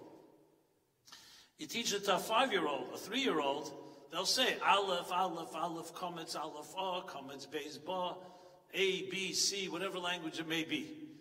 They don't have an issue with repetition until you get it in your brain. Try it out. The reason we can't absorb, the reason we don't adapt to new languages easily or new ideas is because our mind is already saturated. And often it's not very necessarily healthy way of thinking. Now throw into the equation an ego. And if you think you're smart, or you think you're smarter than you really are, and you have an opinion on everything, rest assured you're not absorbing very much. So the job of listening to the Rebbe required literally emptying the brain of all previous ideas and just absorbing. So we have like two wheels in the mind. One is called the absorber, and one is called the processor. For those of you that are familiar with halacha, in Jewish law, the Masechta Chulin, I was told that in Jerusalem I should quote a few Gemaras. I thought I did in my speech, but I'll throw in a few more for the Talmidei Chachamim here. There's an expression in Aramaic, I did the Torah lemivla lepolit, I did the Torah lepolit lemivla. It means when you're busy absorbing, you can't be busy exuding. When you're busy exuding, you can't be busy absorbing. In simple layman's language, it means you can't be speaking and listening at the same time, even though I'm sure some of you think you mastered that art. How often does someone say something to you and you're already giving their opinion before they even finish the sentence? I've even had people who didn't even let me speak. They already told me what my opinion is, and they already told me why they don't agree. And I said, I never said my opinion. How do you know what I'm thinking? I know what you think, you know.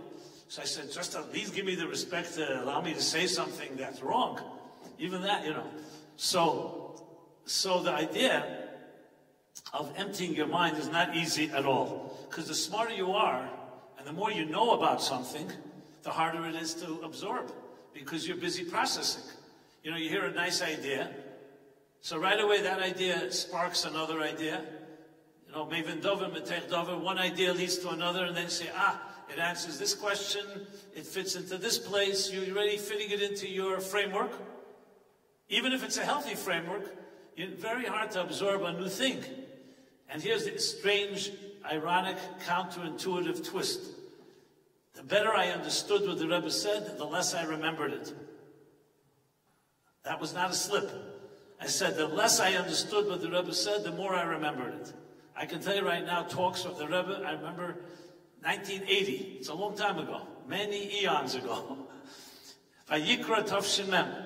The first talk the Rebbe gave till this day, I remember word for word. I'm not the only one. I remember many. Because once you absorb it, it's there forever. It's part of your hard drive. But I remember that one specifically because I didn't understand almost 90% of what the Rebbe said in that talk.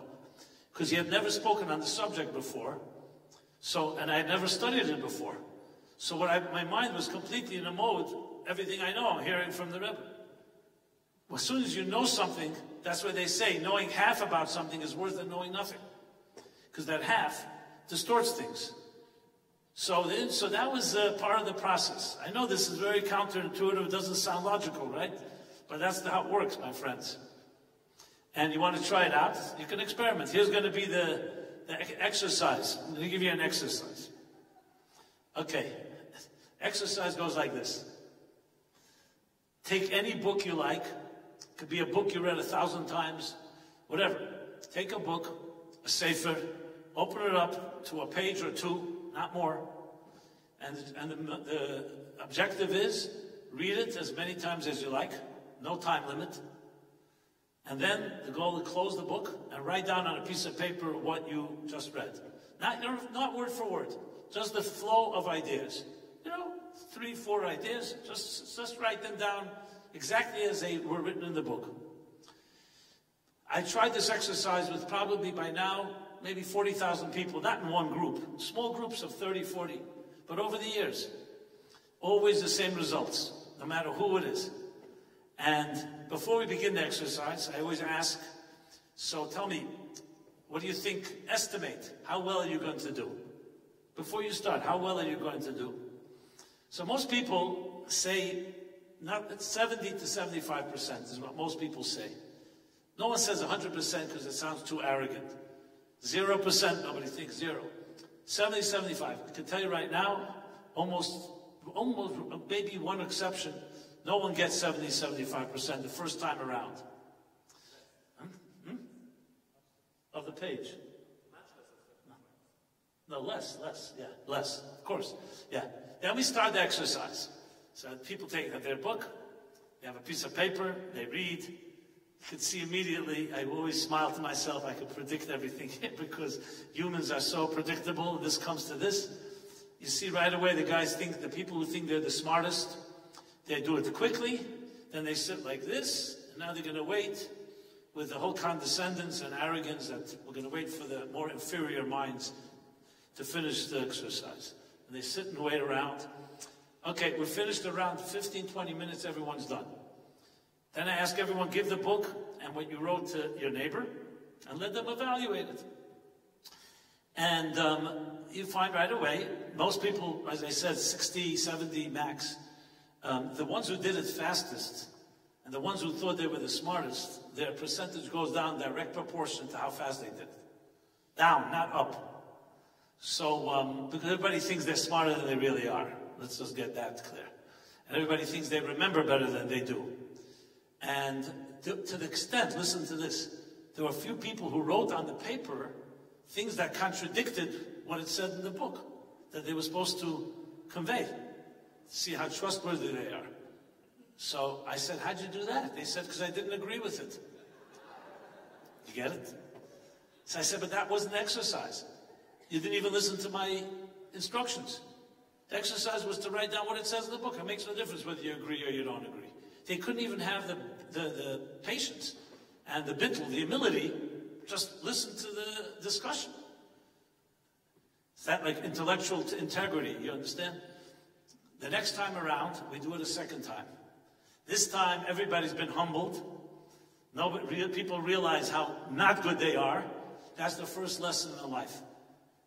You think you can climb Mount Everest? Go ahead, try it out. Run a 21-mile marathon. It's going to be the best lesson you'll ever have in running a marathon, because you'll see you can't do it. No way you can do it. It sounds very theoretical. So the second time around, everybody takes their time, 40 to 45 minutes, because why not? I didn't give them a time limit. You know, there's no one's running anywhere. Everybody's results are 20% better. That's the guarantee. Because all they needed was a wake-up call that you're not as smart as you think, you don't remember as well as you think, be a little patient, be a little humble, and you get better. So you get better by realizing you're not good at it. That's the first lesson. That's what I learned. The years when I did it, I could not take anything for granted. I remember vividly times when I said, this sikha, this talk the Rebbe gave, that's an easy one. And I said, no. I remember in my mind I would say, don't ever say that. Because those are the ones you're never going to remember. And the times I did that, later it came back to bite me. You can't take anything for granted. You have to always err on the side of caution. Try it out. The mind works very differently than you think. Now, I used to try a trick question. I used to ask audiences, how many of you are good listeners? I'm not asking you that question, so don't raise your hands, please. Because it's a trick question. Because no good listener will ever raise their hand. The reason is, you don't ask someone if they're a good listener, you ask their spouse or their friends if they're good listeners. How do you know if you're a good listener? I remember someone raised their hand, I'm a good listener, and his wife said, you're a listener? You don't listen to anything I say. You know? You understand? You never ask someone if they're a good listener. How do you know? You know? So, I don't ask that question anymore. Most of us are not good listeners. Not deliberately, because we were never trained. If it was up to me, I would incorporate into every yeshiva and every school system the need to do exactly this. To read an idea, to listen, and have them write it down from memory. Because that's how you train your mind to grow and to learn new things. You never learn new things if it's back to your old wet sponge. Wet sponges don't learn new things. It just doesn't. And you can be brilliant, but your brilliance will work against you because you'll never have the ability to learn something that's completely a new paradigm. And this is a fact. I mean, even Einstein, when he first was exposed to quantum mechanics, he never could accept it because it was counterintuitive to normal physics. It was not logical. You know, cause and effect was not the same determinism was not deterministic. It wasn't. It was states of probability or states that are not defined. This was not logical. But you couldn't deny it at some point. That's why you also find that many people with new ideas today are usually younger people, because the older people may know how to monetize it better, but it's the ideas that will come from people who are thinking fresh and out of the box. So this is one tremendous lesson that stays with me till this day. You know, people ask me if I still can remember, like, absolutely, but I have to want to remember. It doesn't come automatic. Unfortunately, there are a lot of people say things that I don't necessarily have any incentive to remember, so with all respect. But because that was the second point, that when the Rebbe spoke, it was like history in the making. It was like Moses coming down on Mount Sinai and sharing wisdom you're not going to hear ever again. So imagine someone said to you in a half hour from now, a talk will be delivered that will change your life. But you can't record it and you can't write it down. I assure you that your adrenaline will go up and you'll focus and concentrate a lot more. So the stakes have to be high. Today, you know, sometimes someone tells me something, I'm daydreaming or distracted, and they say, so did you hear what I said? So, you know, the diplomatic response is, can you rephrase it? Oh, I didn't hear a word, but, you know, rephrase. So you ever tried, you use that trick anytime? Anybody? You're all nodding? Okay. I hope you don't do it all the time. Can you know, because at some point someone says, how many times do you need me to rephrase? You know, I said, I don't know, I'm just not, whatever. Looks like you're really getting into trouble with that. It's not good for dating, that I can tell you. So if you want to get married, start figuring out how to listen. But the point is, so then, you know, I don't want to be the one that tells them, listen, I don't hear any history in the making in what you're saying, so it's not exactly like I'm so focused. So, but I could turn it on, and thank God, I must say, on a very serious note, I really, I think my life was transformed by this work, because for hours and hours I had to do this, and there was no option. I had to write what the Rebbe said, not what I'm saying, and not my interpretation of what he's saying. And just to boot, I also had to present it to the Rebbe, and he was going to read what he said. So it was not like I could just write it and no one can argue because they don't remember what he said anyway. He knew what he said. And there were times, and I will, if you know, this Chassidish Verbringen, I could share some of the, let's call it the more scathing critique that I received. I'll share a few things. I feel like I'm among friends here, right? It's not off the record, but even if it is, I always tell people, make sure when you share it, say it's off the record, so you know. So the Rebbe was like a surgeon with a scalpel. You got one nuance off, and you got it over your head. And the Rebbe had a very favorite expression. It was called mavil. Mavil. Mavil means in Hebrew shocking, like Bahala, shocking, mavil. And the Rebbe would write mavil. I can't say every time, but quite often. And to really, for emphasis, remember the Rebbe was a professional editor for many years. He published himself, so he knew all the editing mechanisms. So he would sometimes write mavil, sometimes underline it once, twice. I think I got one 7 times underlined, but it's not over. Then he would add sometimes an exclamation point, sometimes 2, sometimes 3, and sometimes thrown in a few question marks between the exclamation points. So imagine mavil with a whole bunch of underlines. Basically, it's shocking. How could you even write something like that? Now, trust me, most of them, you wouldn't even know why it's mavil. It was only the level and standard of the Rebbe's perfection that he expected from us the most. And many people ask me, so were you like humiliated? I said, no, on the contrary. I felt like I was under the guidance of a real master. And that's what you want. You want to be in the hands of a master. And I learned, unbelievable, I learned nuances till this day, in speaking and writing, precision, times that you have to be gray area and not be black and white.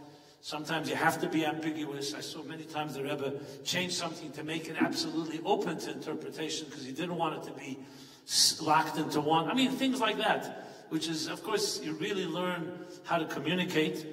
And so those mavils actually, in many ways, shaped me because I learned much from them. But I also learned this precision. I learned I mean, it was amazing. I can give you a few examples if you like. I'm thinking of a good marvel that really shook me up. Well, I'll tell you one. Okay, here's one of my early, we'll call it novice mistakes. So this was 1980. I began writing the Fabregans in 1979. Hanukkah time, around now, 1979. And the first few months, so I presented to the Rebbe once a talk that he gave. So he didn't edit all of them. Some of them he edited, some of them he didn't. He'd answer questions all the time, literally sometimes 5-10 questions a day. I have literally thousands of pages of the Rebbe's personal handwriting on the questions he answered and the edits he made. And they're locked away in safe deposit boxes, just in case. If you know the concept of a Chassidish Geneva, if not, ask someone that does. That's basically these priceless manuscripts are literally priceless, and a lot of Chassidim would do anything to steal them. And they consider it like holy theft, it's called. So you have to really use a lot of methods to make sure it doesn't happen. So I have to lock them away, to be very honest. And so I presented a talk of the Rebbe. It was one of the weeks, and I sent it. I worked very hard. It was like 2 nights. We were up. Remember, also sleep is terrible for memory because you start losing memory immediately. You don't know it, but memory doesn't start fading in a month. It fades immediately. So you constantly have to do it as fresh as possible. So I prepared the talk. I was exhausted, so I went to sleep like maybe Tuesday night. I mean, I slept a little, but almost no sleep. And I told the guy in my office, okay, make sure you copy edit it for mistakes, typos, and then bring it downstairs. The Rebbe's secretary's office, there was a green box where you would put, the people would put letters, and when the secretaries would deliver these letters several times a day, this was like at night, so the last one was 11 p.m. probably, and put it there, and the Rebbe will take it home, or whenever he wants, he'll edit it, or he won't edit it. Anyway, I went home, and I don't know, always a little nervous. I called the office, I said, so what happened? Yeah, it's we delivered. I said, you copy edited? No, oh, we forgot. They forgot to check it for typos. I said, oh, that's not good. Run downstairs immediately and see if it was delivered yet. If it wasn't, take it back. And we'll just have to do it tomorrow. We can't give the Rebbe full of typos. That's embarrassing. Anyway, it was too late. It was already delivered. So there we are, another sleepless night. And I knew tomorrow morning was not going to be very pleasant because I knew the Rebbe's style. Anyway, the next morning, I remember I come to the office.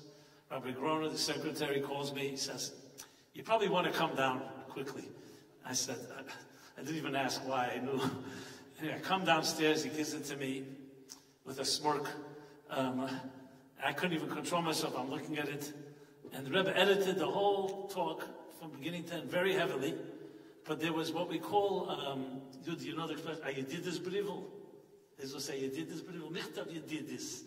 There's a Yiddish expression, Yedidus Brivel is like when you really write a scathing letter to someone. So you call it a Yedidus letter. It's like a love letter. Quote unquote love letter. It's really a letter, maybe you do it with someone you really love and you just let them have it without any gloves. That was more or less. So I got a Yedidus Brivel from the Rebbe. It was like 5 lines, 6 lines. And he writes in Hebrew, he writes, I'm translating, I dedicate several hours to edit these talks. I'm embarrassed even to share what the Rebbe wrote, but I'll share it. Anyway, I dedicate several hours of my time to edit these talks. Now, there's 2 choices. This is the Rebbe's style. One is you fix your own typos and spend those hours that you fix them, so I can add more depth, a footnote, an additional point, and that's how I'll use my time. Or Bays, he wrote Aleph Bays, like very structured. Bays, second option, is I spend that hours fixing your mistakes. And then, the real punchline was the last line.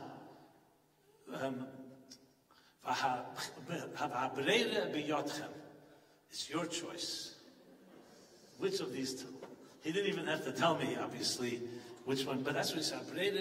He's like putting it in our hands, the opportunity to make the Rebbe waste his time on our stupid typos. So you can imagine it was not very pleasant. I wrote a letter to the Rebbe apologizing. I took all the blame, even though I could have blamed the guy or whatever. You know, the buck stops here. I wrote to the Rebbe, I apologize. It never happened again, which it never did. And that's it. I asked Mechila, the Rebbe's wasting his time on this. And I didn't give any excuses. I knew he was to be honest, and that's it. Okay, a few months pass, and maybe 4 months. And I knew the Rebbe would never remain a Baal Chayv. He never remained in debt. He was going to respond at some point. I knew that in my gut. I didn't think he would write to me a response. What was he going to say? Accept your apology? You know, he didn't need to say that. I didn't need the Rebbe to say that. It wasn't like, I wasn't trying to, we didn't burn any bridges, let's put it that way. I continued doing the work, and that's that. In the middle of a Farbrengen, a few months later, out of the blue, the Rebbe says, and you know, Shkiyas mi yovin. Everybody makes mistakes. It's an expression in the Psukim, there's a verse. Shkiyas, mistakes, mi yovin, who knows? Everybody makes mistakes. The key is that when you make a mistake, you don't repeat it a second time. You learn from it. You become better as a result. And he spoke about it for a few minutes. Now, he may have been speaking to other people who also, I'm not the only guy on earth that made mistakes. Right? Would you agree? Huh? Okay, there you go. Right, that's it. But I felt it was to me, and that was that. I mean, I did learn my lesson. I will tell you that this story actually helped me many years later. It really did. Just to show you how mistakes can end up becoming your salvation. Years later, after my book was published, Torah Meaningful Life, so we did it, it's in 14 languages. One language is Russian. So they were printing it in Russia. So I naively offered, you know what, I'll go to one of the people I know that likes to sponsor things in Russian, and we'll ask them for $30,000. Yeah, he'll dedicate it in Russian, the Russian edition. And I told them I didn't know how bad Russia was, you know, how backwards they were. So I did it. He committed, but I remember telling the Russian connection, so to speak, hey, before everything in the United States, we need to proof everything. You don't go to print without sign-off. The sign-off, I want to see the dedication. I want to see the spelling. You know, it was in Hebrew, and so I don't know who's setting it in there. Yeah, they promised me all that, fine and good. Yeah, you can imagine what happened. Another Yiddish expression is, you ever hear, Noyach mit 7 Greisen. Noyach is only 2 letters. How many mistakes can you make in spelling Noyach? But there's a Yiddish expression, Noyach with 7 mistakes. Can you make 7 mistakes with 2 letters? It just shows you how bad, you know, some people have like 2 left hands, basically. And it was mamish like that. The whole Haggadah, the whole dedication was backwards. First of all, not 1 letter. The Hebrew was all backwards. Because the guy who did it didn't know Hebrew. Didn't know that Hebrew goes from right to left, not left to right, you know, for example. And it was a nightmare. I couldn't believe it. I got a copy. I called the guy in Russia, not mentioning names, and I said, what is this? You told me you're going to proof it. You're going to fax it to me. I want to sign off on it. He said, not this. I said, no, you're going to have to reprint it. I cannot give this book to the person. It was the front page. It wasn't in the back even. Front page. I'm telling you, it was like ridiculous. So I said, you know, the money was still by me. So I said, I'm going to give him back his money. It's not my money. He gave the money for the dedication, and that's that. He said, let him call me. I'll call him. I said, no. If you call him, I want to be on the phone. I don't know what you're going to say. You're going to blame it all on me, or something like that. I don't need I said, you go ahead and reprint. He says, no, we can't reprint it. We'll put a sticker, Russian style. They're going to put a sticker. Can you imagine? You bring a book, you have a sticker on the first page. I said, no, we're not putting the stickers. You're reprinting it, and that's that. Anyway, I called up this guy. He was in New York. It was the most difficult call. I called him up. But I knew, you know, you got to come clean. You can't I can't have him hear this in the street. He has to hear it from me, which I learned from my father, by the way. If you have bad news for someone, tell them yourself before they hear it from others. Because they hear from others, they'll never forgive you. From you, you may a little, try it out. I'm not saying you did anything wrong, I'm just saying. In every audience, you want to pick one scapegoat, so I found my guy. So I call him up, and I tell him, I apologize. They printed it wrong, and I'm sending you back your money. He said to me, don't send me back the money. No, don't send me back the money. I said, I asked them to reprint it. They reprinted, fine. But I have to send you back the money anyway because I didn't deliver.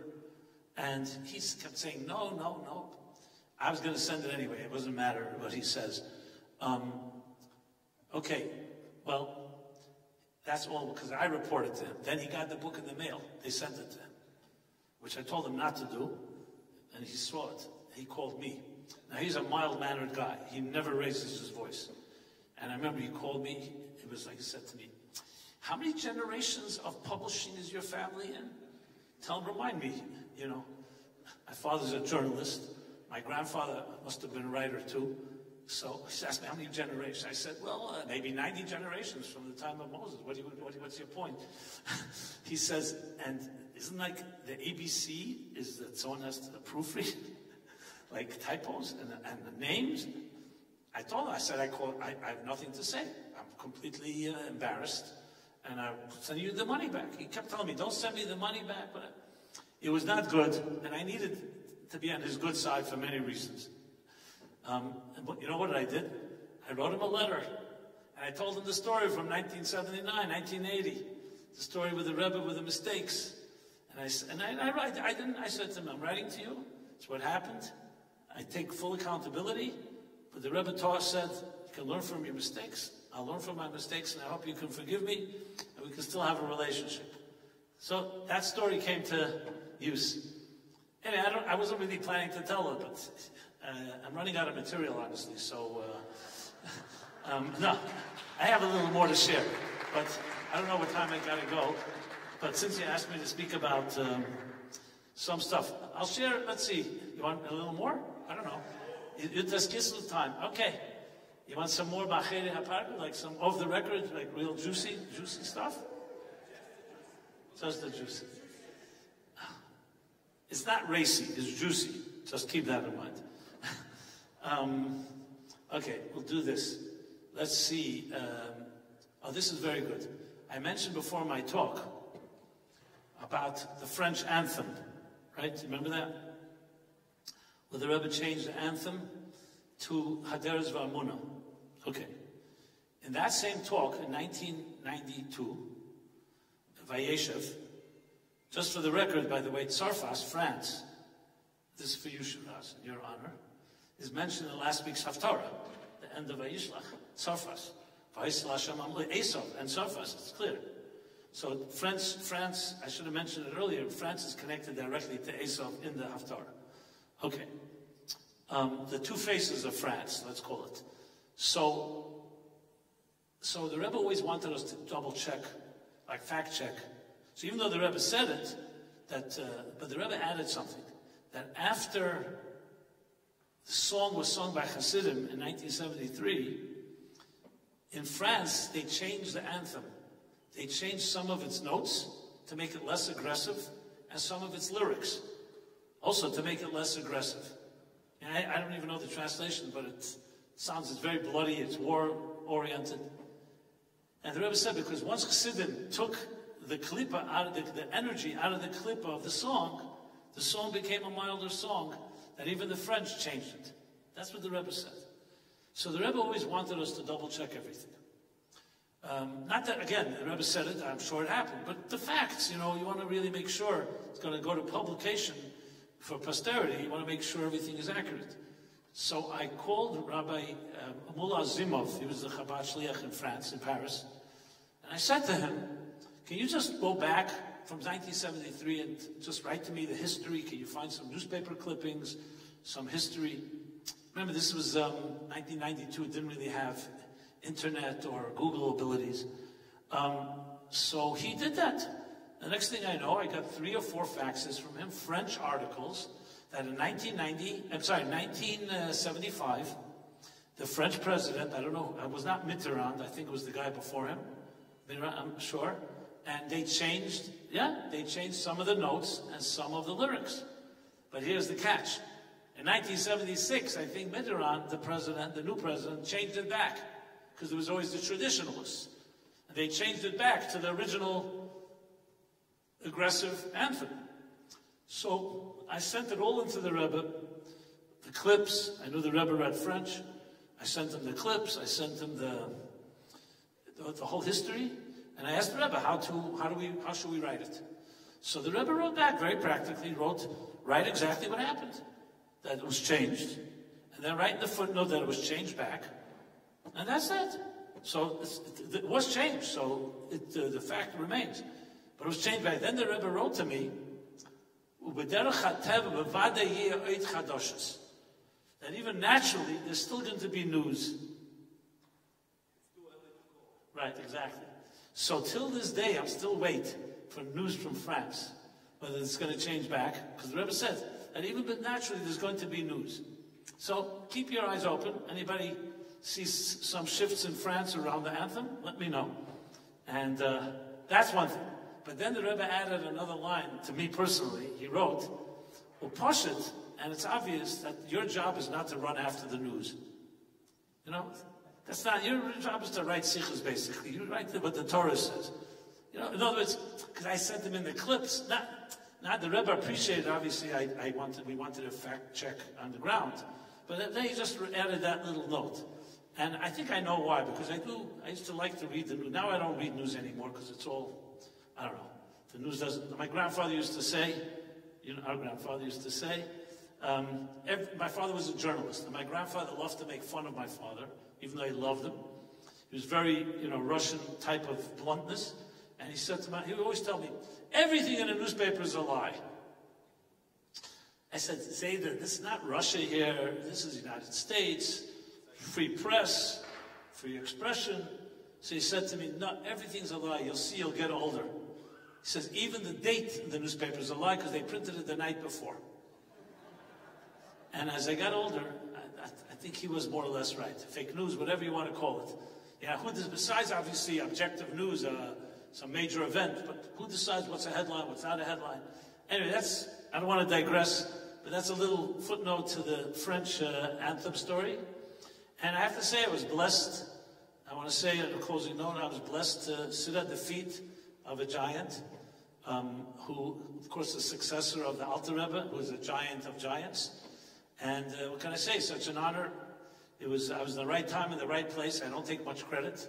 I just happened to be there. The only credit I have is that I showed up, and I appreciated the opportunity, and I didn't squander it. So it's a great honor. Since I'm talking about it, I always want to acknowledge. I don't know, the person I would be today, I don't think would be the same person. It's hard to say. Once you absorb enough of someone else's ideas, it's very hard to know what your own ideas would be. So, but still, just for the record, shkias miyavin, I still make my mistakes, but I have my story to always back it up and say I learned from them. Anyway, it's a real honor to share a few words. Yutas Kislev, good Yantiv everyone.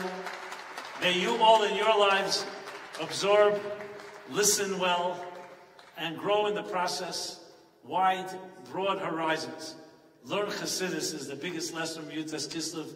Chassidus will expand your horizons big time. If you really open yourself up, it'll take you for a ride into places you never could imagine you could ever reach on your own. Spread your wings and fly. Good Yantiv. I want to tell you, first of all, to thank you and to tell you that we had the koteret. It says, so we squeezed you well tonight. Azai says there, and we got a lot of shemen. You call the squeezing? Maybe hugging, I should do the hugging. Okay. But anyway, thank you for sharing, and my pleasure. Yes, and I wanted thank you, Udi. Extra time. Sure. And we want to wish everybody and inspiring us. So I could say, I think the first person in history has been Yutas Kislev in Palm Beach, Jerusalem, and now Montreal tomorrow. So I will bring warm regards from Yerushalayim to Mandani and all our other New York characters. We didn't talk about him. I know.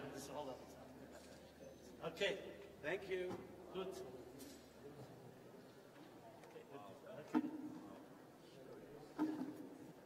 Thank you so much, everyone, and we wish you all the best, all the well. See you. Yimitz Hashem. Yud is Kislev, it's Hanukkah, it's oil. We'll see you in Mamilla, Yimitz Hashem, by the lightings.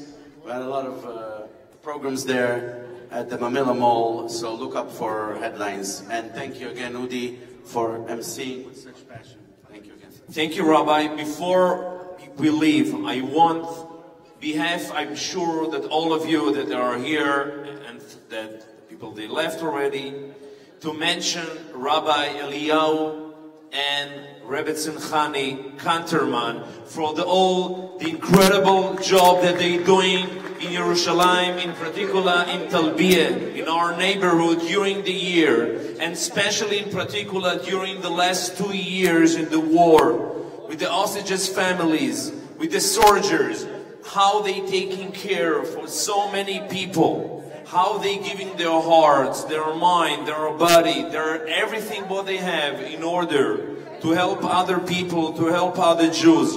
Thank you, Rabbi Eliyahu and Rebbe Tzimchani Kanterman. Thank you so much. And we'll see you Bezrat Hashem in Hanukkah, and of course, Yutes Kislev Tafshin Pei Zayin. Thank you very much. A good night and a freilichen Yom Tov.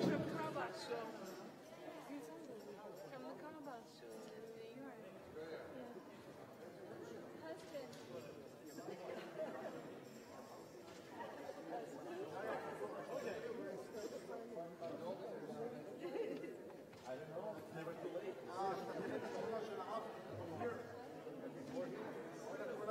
late.